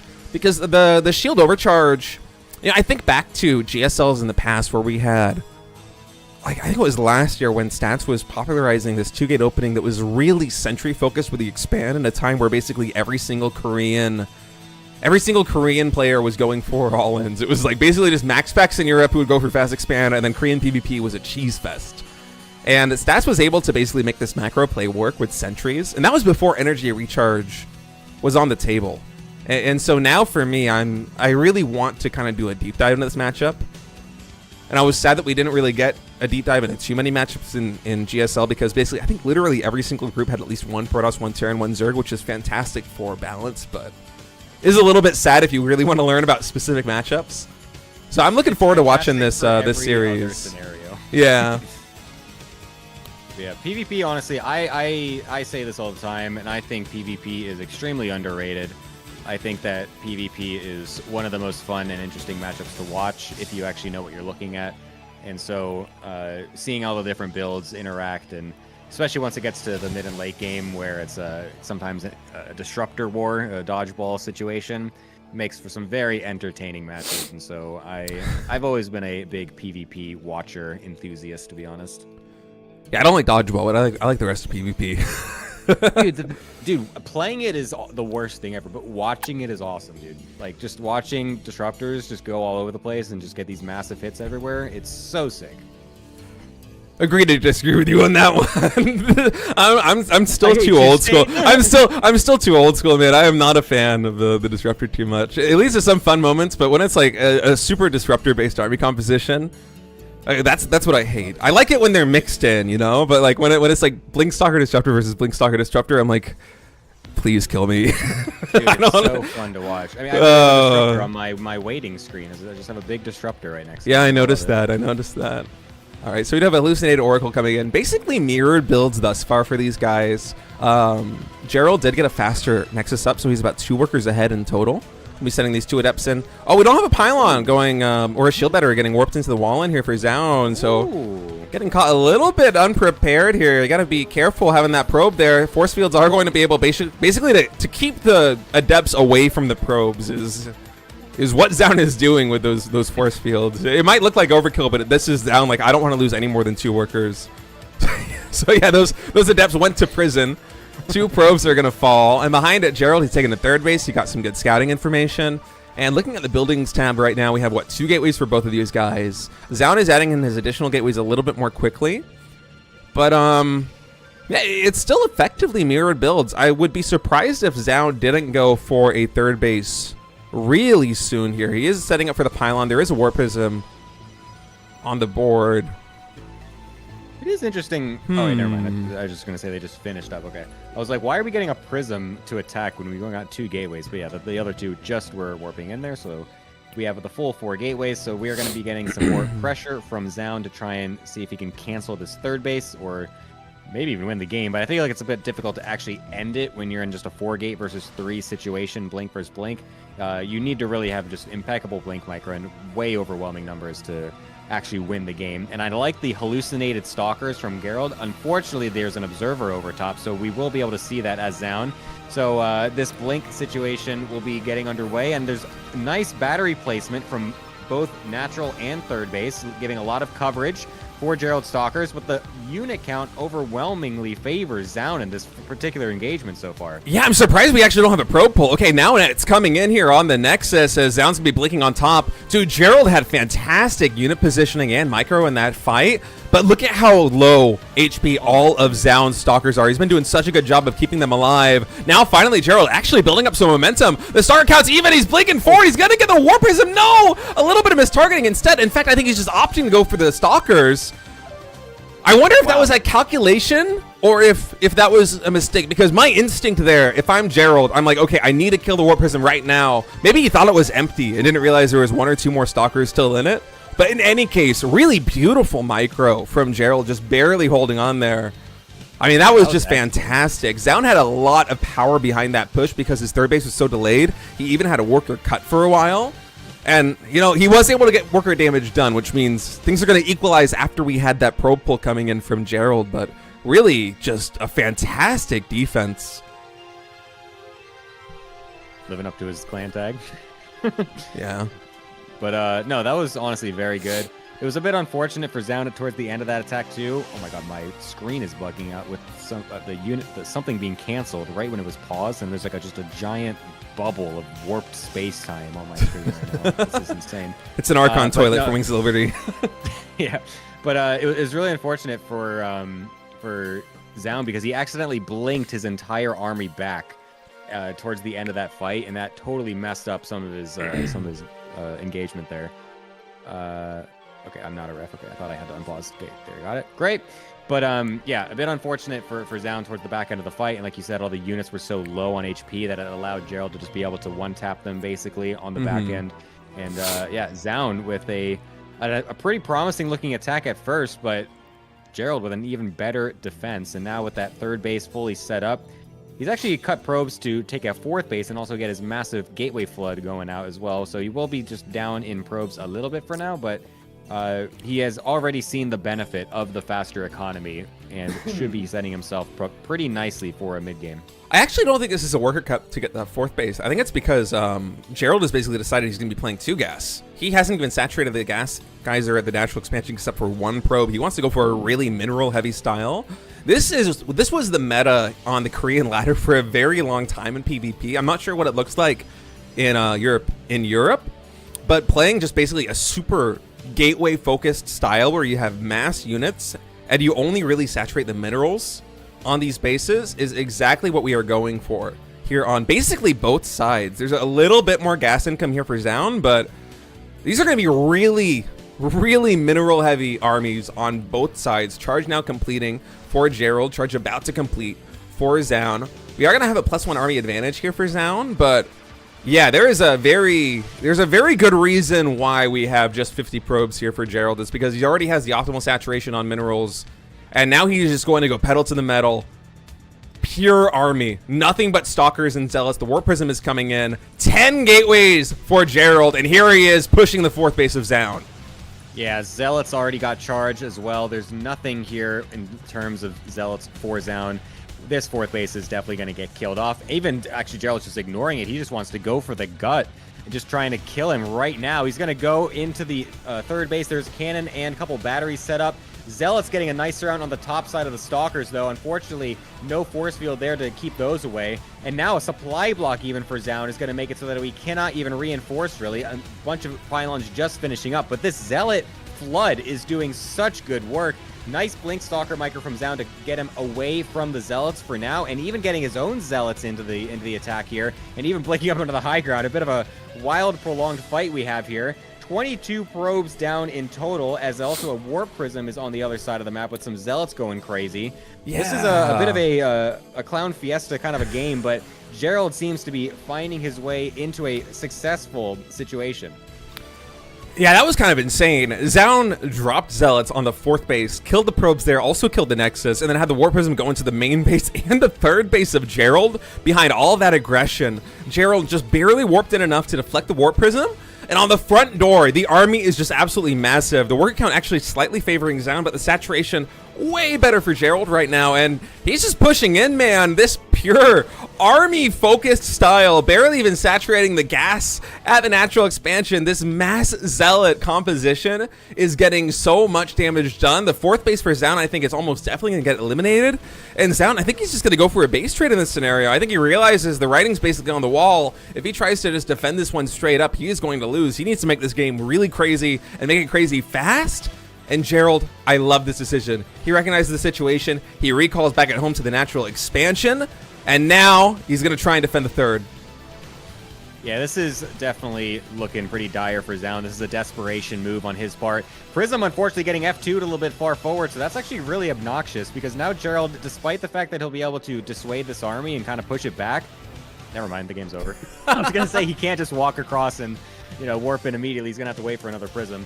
Tell me more. Zaun just decides to do that for him and leave immediately. It's the second caster curse so far today's broadcast by me, so that's always fun. But yeah, apparently 1200 ping is totally fine for Gerald here. Let me see. I think my sound balance is still not quite right. I've never co-cast on OBS before, and so this is my setup is optimal for like me It's streaming ladder for games. you. Yeah, it's optimal for me streaming ladder games. Gemini is also streaming. I just lowered my own microphone volume, but so if there's an issue, you guys can watch Gemini stream. It sounds like his production is everything's better on his My stream. stream is simply better. It literally is. I am, dude. The last series that we cast, I had like the Wings of Liberty UI because I forgot to switch to the proper one. I had to open the units tab to show you guys how many workers each guy had. Yeah, go to Gemini stream if you want professional setup. Mine is like the clown fiesta of StarCraft streaming. There's a special vibe with that though, man. I do kind of appreciate that. But yeah, a nice situation. Can you join up? Okay, there. Yeah, I'm joining now. We're about to start. Zaun just says Gosu. I like it. Sounds really nice. I like him. Anyway, I did adjust the sounds. Let me know in the chat if you want me to lower my mic even more. I can do that. And we're going to go into game number 2 here in a moment. Map is going to be Takamak. Best of 5 qualifying match for the RSL Season 1. And Gerald really making a statement with that first win. Especially after talking all about ping the entire time before that. A massive statement, you might say. Yeah. I'm just glad we're getting good games. I was a little bit spooked when he was saying that he has some connection issues. And yeah. All right. Let's see this map, man. I've only played two games on this map in total, and so I need to see more of this. I'm very excited that we will be seeing it. I kind of like it so far, actually. It's kind of just a nice standard map. I am a bit of a white bread enjoyer when it comes to maps. I just, just like the most simple, solid, most boring maps possible, as long as they are very standard and let me get 3 to 4 bases set up nice and easily. I like the crazy ones. You're weird, State. I like the ones where you have an in-base natural expansion that has gold minerals, half gold and half blue minerals. Oh, I hate. What was that? Post Youth? I love those maps. Oh, dude, Post Youth was that I didn't. Every time there's a new map pool, I will at least play every new map once just to try it, and even after the one game, like, all right, no, this is not it. I will just veto it. Post Youth was the exception. I vetoed that the moment the ladder refreshed. I didn't want to play a single game on that godforsaken map, and I'm very happy that I did that. You ever see this, like, I'm dating myself. This was like a meme a long time ago. There's like a shirt This is like maybe like the early 2010s, where it's like inside me there are 2 wolves. Oh, yeah. There's this graphic of like a black and a white wolf like howling on the moon. I feel like that's me right now, because when I play on the ladder, I'm just like, I want the standard games. But when I'm casting, I don't care. Put the players through hell. Give me some interesting maps. Like let's really like pull the rabbit out of the hat and see what kind of Let's make them both crazy spawn in magic. the same base. Yeah, let's get a Sakatra kind of map here on StarCraft 2. We've never had it.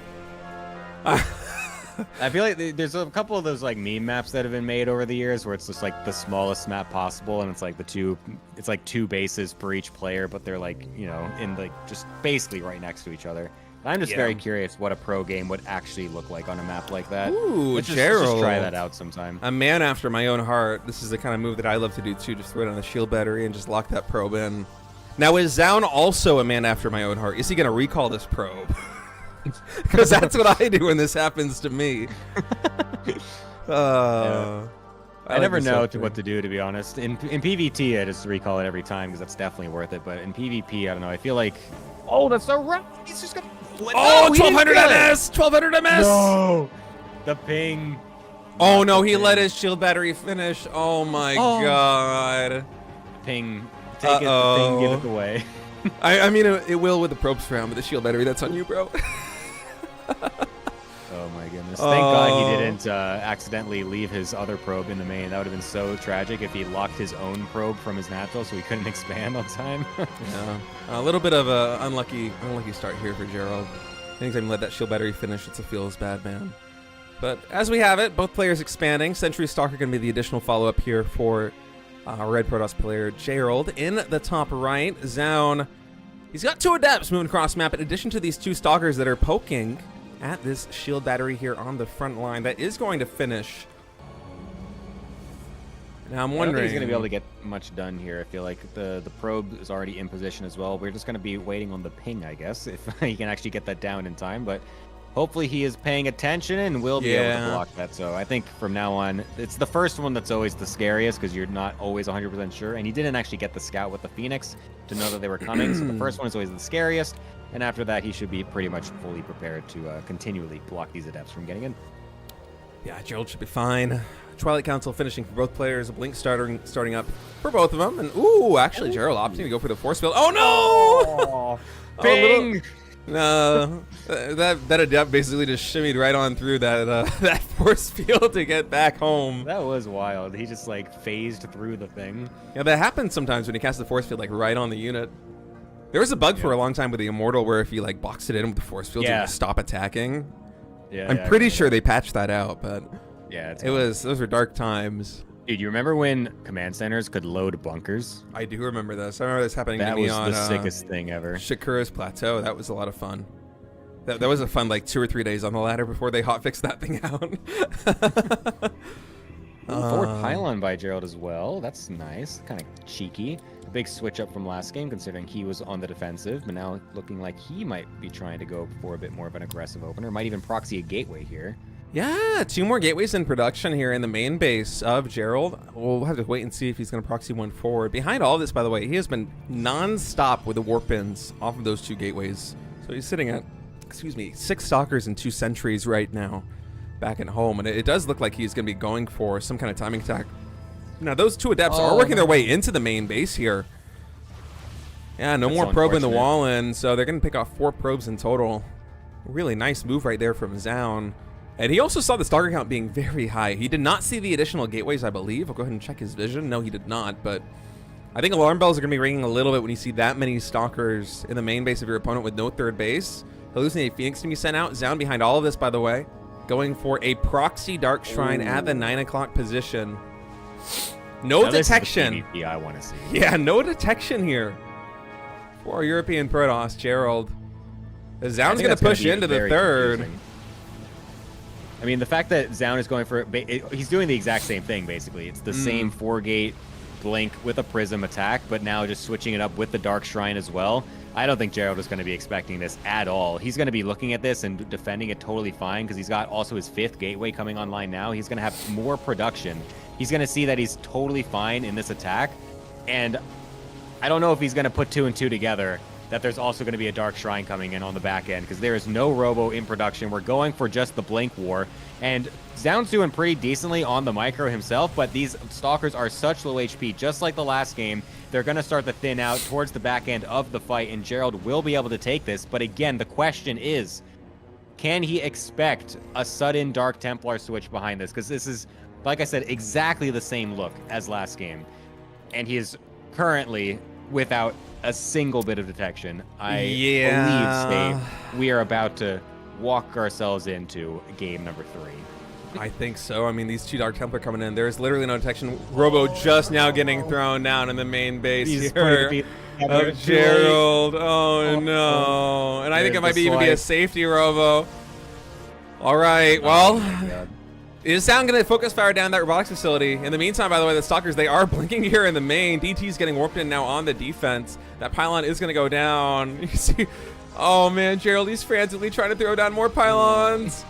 There's only 2 DTs, but that's going to be enough DPS to even take down this Robo if it just gets right-clicked down. That's exactly what Zound is going to do. The Blink Stalkers at the main base able to kill so many probes, but the DT's eventually going to be able to clean this one up. As it is right now, so many workers falling for Zound, but I mean, the reality of the situation is that there's just no detection. We are going to have, I think, a proxy Robo? No, it's at the 3rd base here, and that also gets spotted by the DTs.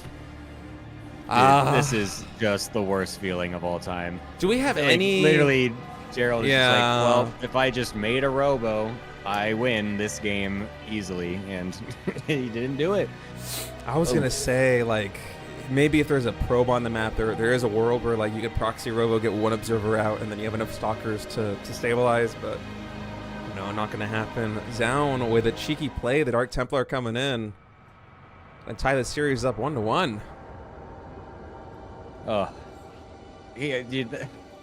Jed, that is, I can't even stress how terrible a feeling that is. Like, you just see yourself dumpstering the Stalker attack, and you know you have more production than him, and you're just like, oh, and then you're like, I'm gonna win, it's so easy, and then the DTs strike, and you're just like, well, I guess I should have been smarter. Oh well. All right, let's go into game number 3. Zound versus Gerald. Both players 2 maps away from qualifying for the RSL Season 1.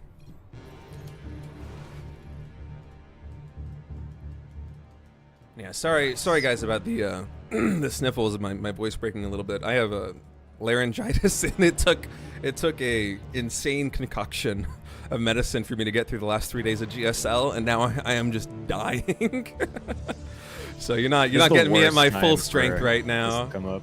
Yeah, I know. It started like right at the very beginning of GSL Season 1, and yeah, brutal. it got like the worst. It got the worst like on Monday this week, and I was afraid that I actually wasn't gonna be able to cast any GSL. But I went to the doctor. Like, I took maybe 3 trips to the doctor in like a 2-week span, and they just kept doing this. I don't know like what kind of medicinal spray they were doing, like up my nose and like down my throat to try and calm the inflammation down. And yeah, I'm just a little bit of a wreck, but I want to cast these RSL games. I want to see who's going to qualify for RSL Season 1, so apologies if my frail body is failing me right now. It's 3 days of GSL back to back took all of my strength. Passion of StarCraft is keeping you alive. Chat say the doctor I have to cast StarCraft. That's literally what I told him. That is literally what I said. I need to catch StarCraft. You need to fix it. You need to fix my voice. And he's like, I will give you the strongest drugs I can prescribe. And I was like, thank you, doc. and then the doctor said, hey, by the way, I'm a Protoss player. And then you almost dropped dead instantly and ran to a different hospital. What are you talking about? I would trust a Protoss doctor. Sorry, you wouldn't? I had to do the Artosis bit a little. I guess it is like it is the one race that doesn't heal. They only have shields, so maybe I would want a medevac instead. Did you see the story, the hamster story from Artosis at all? Did you see this story of Artosis? Yeah, no. It's when he talks. Is this gonna make me sad? No, it's hilarious. Like his daughter had a hamster that they thought was like sick or something because they had like these little like spots on it. So we were like, what's up with this? So they go to the vet, and the vet says they have to get them surgically removed. What? And so like something like that. But then apparently it found out that it was just these, like, they're like scent glands. They were like totally normal. They're like completely normal anatomy for hamsters. And then Artosis goes to say that he talked to this guy and had a conversation about StarCraft, and the doctor said he was a Protoss player. And Artosis, you know, made the logical conclusion that he would after that about the hamster knowledge as well. So. Oh, that's great. Yeah, it was a great little bit. It's on YouTube if you search it. It's actually hilarious. His storytelling for it is perfect. Oh, that's funny. Yeah, I've had a couple moments where I'll go see a doctor and they ask what I do, and I'm like, oh, like I cast esports games out here. And you would say that in America, and people are like, what? But you say that in Korea, and they're like, oh, StarCraft? And I was like, yeah, my people. Anyway, we have a bit of a mix-up, by the way, this game. Both players going for effectively mirrored builds as they have in Game 1 and Game 2. We have it again in Game 3, but this time it's a Stargate on both sides. Yeah, it's not something you normally see, going one-base Stargate into Expand when it's not a one-gate situation either.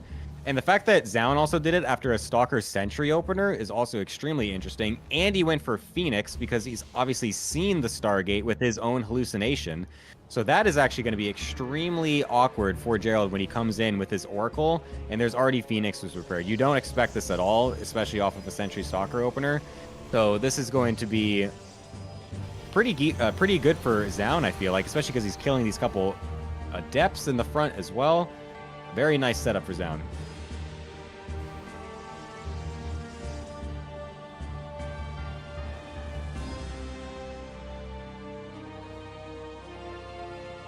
Well, he doesn't know it's Stargate. No, he didn't see it. Yeah, he's totally clueless, especially because, like I said, it's the Sentry Stalker, so you're never expecting a Stargate in this position.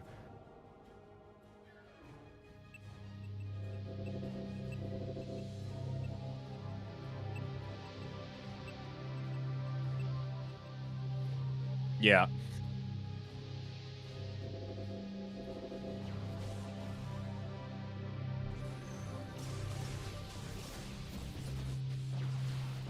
Oh. Instantly, the Chrono Boost coming in. Sorry, I tried microwing myself muting because of the sniffle. Because now I'm super conscious about it, and I just muted myself on my own stream. But I think you could have heard me. So luckily, all of your viewers got my casting. Yeah. Oh man, it's just this is a comedy. Dude, I am not a producer. I'm like so scatterbrained right now. Anyway, we actually have a proxy gateway coming in from Gerald on the top right side of the map. So I think that he's recognizing the situation with Phoenix and be like, okay, I'm pretty far behind, but maybe there's a world where I can get some damage done, perhaps with a blink timing. Little does he know that Zaun is going to be very well equipped to deal with this. He's already started the robo production. First Immortal is out. And the Phoenix now coming into the main base. Dude, the probe even spots the proxy double gateway. This is insane. That is just the worst. Dude, everything is going wrong for Gerald in these last two games. The DT is just destroying everything. This time, his Oracle getting completely destroyed. And his proxy getting scouted. He doesn't even know it either. He didn't receive the hallucinated probe. So he did not get to cancel anything. He even warped a Stalker when everything was getting attacked already. What the heck? That's a little strange. Yeah, this is a tragedy. This is awful. Basically, everything that could have possibly broke Gerald's way has not broken his way. It's all been in the favor of Zaun. And now Zaun basically just needs to lock in this defense. And he will be in a very advantageous position. As it is right now, there might be some moment where Gerald can get something done. Another probe actually did get the pylon rebuilt there in the top right. So luckily for Gerald, there will be a fast warp in position. But I don't know if he's going to have the potential to actually kill anything. We already have 2 Immortals out here for Zaun. The 3rd Immortal is going to be finished in just a moment. +1 ground weapons in the Twilight Council is starting for Zaun. So he's confident enough in the defense that he's already starting a little bit of a transition. And Gerald, I think what he's doing is really smart. He's recognizing, you know what, I cannot kill. I'm just going to go take a 3rd base. I'm going to try and macro out of this. And just kind of establish some kind of contain on my opponent's side of the map. But with 3 Immortals, there's just so much firepower here for Zaun that Yeah, I'm I feel like really the- worried for Gerald's position in this game, man. He's throwing down more gateways. He's getting charged. I think all these are very smart moves, but it is an uphill battle for sure here for our European Protoss.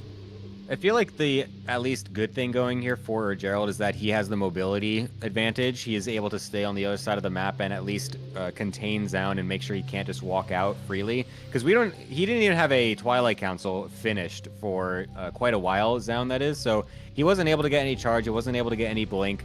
And so he's just been kind of just sitting here basically. And that does give Gerald at least time to get some of his stuff back set up at home.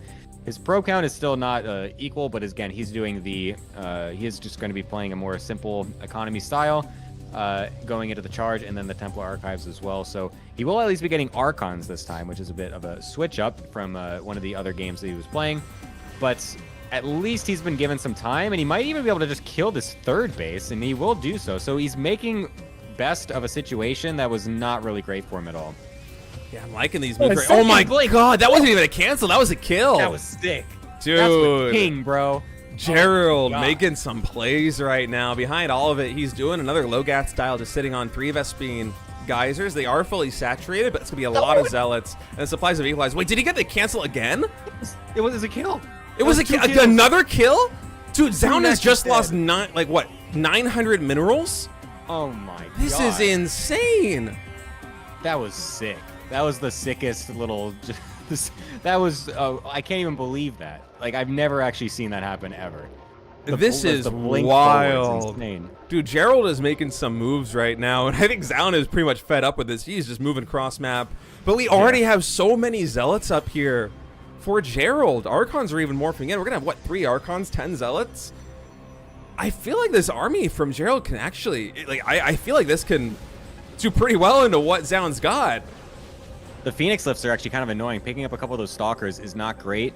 The Archon count, though, for Zaun is still very nice. Getting 4 in total is going to do great against the Zealots of Gerald. And if those Zealots cannot get on top of the Immortals, this is going to get very awkward for him. The +1 attack is finished for both players, so equal in upgrades. And we do still have the Prism set up very nicely, so it will still allow for forward warp-ins for Zaun as well. He's trying to position himself in the best possible spot he can between these 2 bases. Going to try to get a nice setup. Cannon actually killing a lot of the Zealots and forcing them away. Phoenix is getting feedbacked even with some of those High Templar. And I don't really think that Gerald actually can defend this necessarily. He's just kind of bleeding out units as these Archons and Immortals are doing so good for Zaun. Man, Zaun just had a really good engagement right there. Those Archons got so much value. I feel like on an open battlefield, Gerald's army can do a lot better, but Zaun just using the terrain to his best advantage, working his way basically into a corner of these Immortals, forcing away the Stalkers on the left side, getting a very favorable trade there. Even the Micro with a Warp Prism right now, just fantastic from our Korean Protoss. And this push is going to break the back of Gerald. Gerald made some really good plays to come back in this game, but at the end of the day, this timing attack just a little bit too much. Yep, it was a good attempt. I love the Nexus snipes from Gerald. The activity he had with all of his Stalkers was the best that he could do with his situation, but unfortunately, the pure brunt of the attack for Zaun was too much. That army composition was extremely deadly, and Gerald just barely couldn't get enough Zealots out, could not get the correct engagement. Zaun will go up in the series 2-1 so far, 1 more game, and he is qualified for the RSL Arrival Season 1. I really think in a perfect world, if Gerald is able to get like a 180-degree surround on that fight, like come from 3 different angles with his Zealots, that maybe he's able to mitigate the splash damage enough and the Immortals DPS versus Armored enough that he can stabilize back at home. But Zaun just did such a good job of basically sequestering off that one army at the 3rd base and then finding himself in this spot between the 3rd and the natural expansion where there was really nothing Gerald could do to get to the Warp Prism, to get a good surround with the Zealots, to find any effective angle of attack, and the army efficiency was just absolutely insane. Like, I'm looking at the resources lost or the army value graph right now, and it is like straight down for a European Protoss player, despite the army values being really even, because the positioning was just so superb. Yeah, and this is also, of course, I mean, it was all an uphill struggle from Gerald, so he's going to be looking for a much better situation in our potentially last game coming in here. on Maganatha. A bit of a bigger map, so perhaps a little bit more room for some more defensive plays, or just a better situation to do a little proxy. So who knows? Maybe we'll get some proxy robo or something to finish it off for Zound. Maybe he wants to end it nice and quick. We'll have to see. Yeah, it is match point. Zound, one map win away from qualifying for the RSL Season 1. Gerald, he's been doing a really good job, I have to say. He is really making a statement, taking out Rex 2-0 in the opening series, and now here against Zound, having some great moves, putting up a great fight. Gerald spawning in the top left. He is our red European Protoss player, and Zound in the bottom right, the blue Korean Protoss player. Let me update the score bug. Oh man, I've gotten so good at this. I feel like I'm setting hotkeys. I'm like setting my control groups at the start of the game. It does feel good when you get the muscle memory down. You just do it all in one stroke, and you're just like, damn, I'm a production master over here. I'm not quite there yet, but we've made great strides since we started this cast like an hour and a half ago. Again, if you guys want the really good observing, head on over to Gemini's stream. He's gonna do a much better job than I am. If you want just totally mediocre observing, then yes, head over to my stream. Hey, mediocre is better than whatever it is that I'm doing right now. I am no Mapu. I will say that. But I try. You think we're gonna see fast expands again on both sides? What are you expecting here? Yeah, I wouldn't be surprised. But like I said, I still kind of want to see a proxy. That'd be pretty fun. I feel like this map specifically has a lot of opportunities to proxy in some really weird spots that are a bit difficult to scout. So that is kind of what I was keeping my eyes out for. But it doesn't really seem like any of them are sending out any probes to do that. Just going to be scouting with them as normal. So no proxies, at least for now. They've been doing a couple mid-game or like late early game proxies in the previous games. So maybe those are going to still be on the cards. I really did like the fast DT switch, though, from the second game out of Zound. Honestly, those types of games, those types of builds are the thing that I love the most, where you show the exact same thing twice in a row, but just with like the tiniest little switch up that will catch your opponent off guard. And I think he did that extremely well in that second game with the DT switch after the blink attack. Yeah, it showed a little bit of the preparation coming in. I mean, Zound is one of these guys that, whether it be in GSL or the qualifiers or any other real tournament, he likes to have a couple of different tricks up his sleeve and have things that kind of play off of other strategies that were deployed earlier on in the series. And so the fact that he went for, blink pressure with a warp prism earlier on with the third base behind it, and then made it look like almost the exact same thing but had a DT in the other game is just some really smart planning, because it really had Gerald fooled. It looked like it was the exact same strategy from Gerald's perspective. And then the DTs come in. The Robo had just started warping into the main base. It's literally checkmate. DTs are one of these units that, if you're not ready for them, it is game over. It's not like a Cloak Banshee where, maybe you have a shield battery and you can buy yourself a little bit more time because your probes aren't falling super quickly. The DT just kills everything. The DPS is actually insane on that unit. For sure.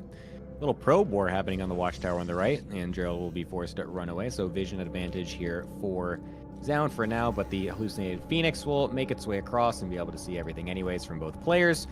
And Gerald's actually been able to get a much quicker Twilight Council than Zound. Looks like Zound went for just one extra sentry, so that did delay his Twilight Council just a little bit.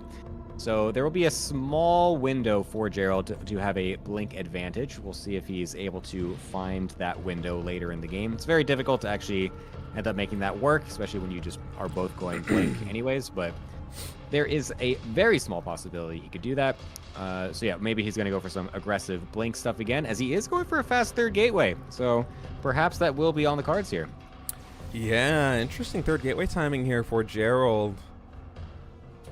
Only 2 sentries. This could just be pressure. Where is that initial probe? Do we still have it in the bottom left? We do. I wonder. Once he gets that watchtower control back, he's going to confirm that the probe was able to leave that bottom left side of the map. Yeah, this is the second game now that Zound's done this. He does the hallucinated probes to just scout all the edges of the map. I honestly love this. I first thought of doing this after, I think I saw Showtime do it originally. In PvT, though, when you're going against a one-base Terran, who walled off, and then Yeah. you hallucinate the probes to scout all the edges to see if there's a proxy factory or whatever on the map. But seeing it now in PvP, where he just does it as a standard mid-game, or just, again, later early game thing, where it's just to find these kind of oddly timed proxied pylons for the mid-game pressure. Pretty cool. I quite like it. Yeah, this is a really cool play.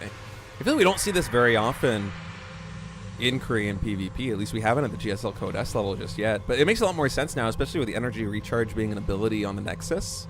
You have a lot more energy just available to you with those sentries earlier on. And it is worth 1 Chrono Boost just to confirm there are no proxies. There's no hidden Dark Shrine. There's no Gateway or Robo.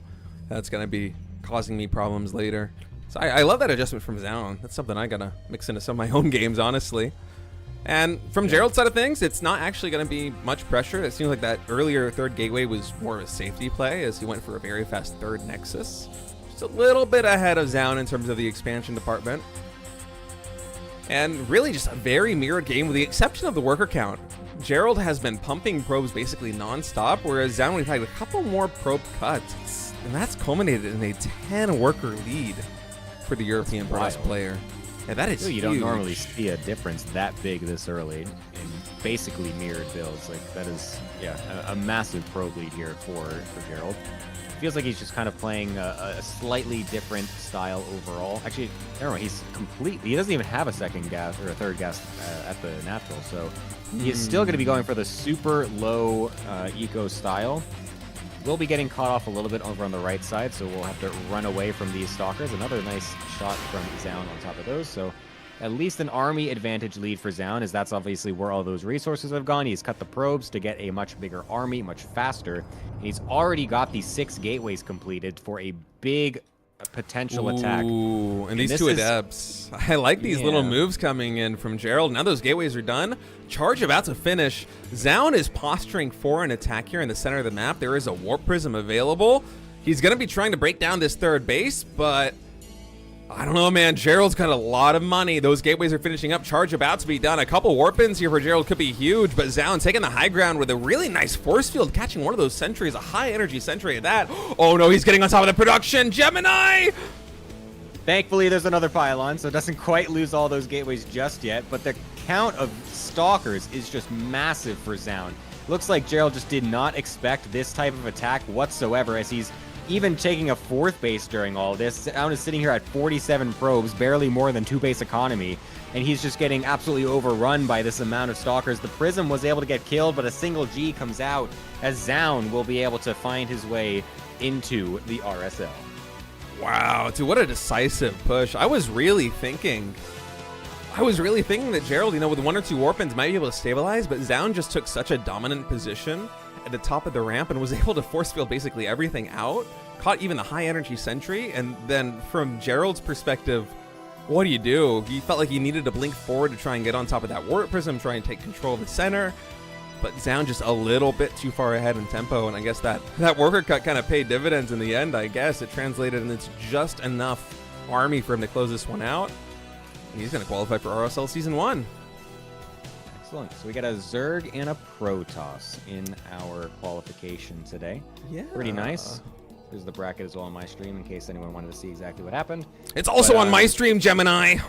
Oh my god! But my stream looks cooler than yours. Everyone look at mine instead.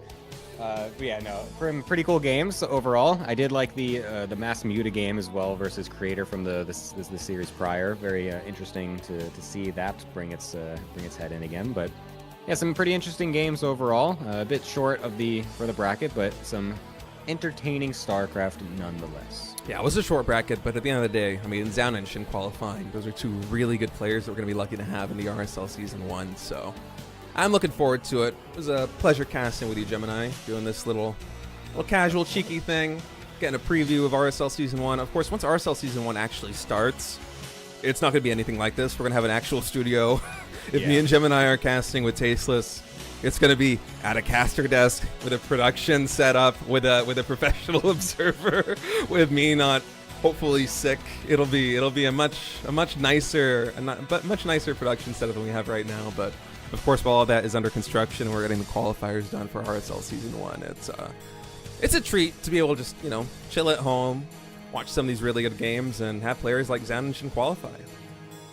Yep, very excited to see. We're going to have one more qualifier as well in a little bit over 24 hours. It's going to be the European server qualifier, so we're going to get some more players, 2 more, in fact, qualified over from that as well. So stick around for that. Well, stick around. I mean, it's 24 hours later, but you know what I mean. You're going to be 24 hours stream. Keep your eyes peeled is the type of phrase I was really trying to say there. Keep your eyes peeled for that. There's going to be some people streaming that too. I believe Light VIP over on the Cranky Ducklings channel was doing this stuff today as well. He's going to be doing it, I think, also for the European server qualifier. So look out for that. A couple of the other language streamers are going to be doing it too. So even if there's no English people, at least you can watch the games while not understanding what the casters are saying if you don't speak their language. So that's also possible. But yeah, it's going to be happening as well in basically like 25 hours? It's a little more than a day. It's a little more than a day. And I'm looking right now at Liquipedia. Dude, Liquipedia, whoever edits this thing is so quick. They already have Zhao Ninshin updated on the Liquipedia page. So looking at the participants right now, of course, we have the European qualifier that's going to take place tomorrow. I am still really sick. I'm actually way more sick than I thought I was. So I'm not going to be casting the European qualifiers. I'm probably gonna 2 a.m. our time, so yeah, I'm gonna be resting, but there will be community streams for that. And the participants that we have right now in RSL Season 1, 3 Protoss players, 4 Terrans, 5 Zergs, classic hero Zhao for the Protoss, Byun, Clem, Kurt, and Percival for the Terrans, Raynor, Serral, Solar, Cham, and Shin for the Zergs. It is a really good lineup. Plus we have that EU qualifier, and then later on for patrons, we're going to have a fan vote as well. So 4 more players to decide who's going to join the 16 player tournament. And yeah, it's going to be a lot of fun. I am very excited to get this thing started. For sure. Right. So yeah, I guess I'm probably going to call it. Wrap it up. Yeah, I don't want to hold you hostage anymore. No, it's fine. I was actually die on cast here. No, I was planning on streaming maybe some StarCraft 2 later, some other games, but dude, I need to drink some water and maybe schedule another appointment with my doctor. Anyway, it was fun catching with you, Gemini. I will see you around. Yep, good luck, man. Hopefully you get better soon. So yeah, go run to the doctor or something. Just tell him just lie and say I have more StarCraft to cast. He'll fix me up quick. All right. See you later, man. Good night, Gemini. Okay, let me just because I'm pretty sure that I'm gonna forget. Let me reset my settings a little bit here before I close out the stream. So I think my mic is usually at minus 6.5 dB. The desktop audio is a little bit lower. It's funny because usually when I'm getting set up to stream, the only thing that I care about is my mic volume and the volume of like the game and the music. So having like a Discord call with Gemini just really it adds some more complications to the mix. So I'm sorry that the production wasn't the best today, but this is just a little fun preview of the games. Anyway, guys, I'm gonna call it. We're gonna find somebody to raid here for StarCraft. I'm sorry, I actually feel like really lightheaded. I need to get some food and water and lie down. These past few days being sick plus casting has really taken a lot out of me. StarCraft on Twitch. Who is streaming?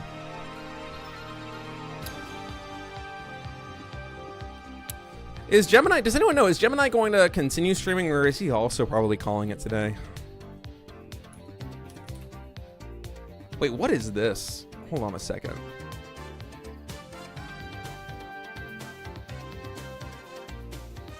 Number 1 StarCraft 2 Wings of Liberty stream? This guy playing the Wings of Liberty campaign? Oh, dude, this is the mission where, like, the ground is lava, right? This is pretty cool. Oh, is Demu live? Okay, yeah, we'll give Demu a raid.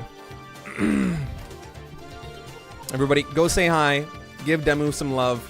I'm gonna chill. I have like quite a bit of time off for the next season of GSL, so I'm hoping I'm gonna do some streaming here on Twitch. But I think I just need to take a couple of days and just stop being sick. So we'll see. Probably later this week I'll be live. We'll play some games. We'll play some StarCraft, maybe some Age of Empires, maybe some Mechabellum. And yeah, hopefully I'll see you guys there. Go say hi to Demo. Nice having you. Nice having you join me here for the RSL Season 1 cast. And yeah, have a very good night, guys. Say hi to Demo. Bye bye now.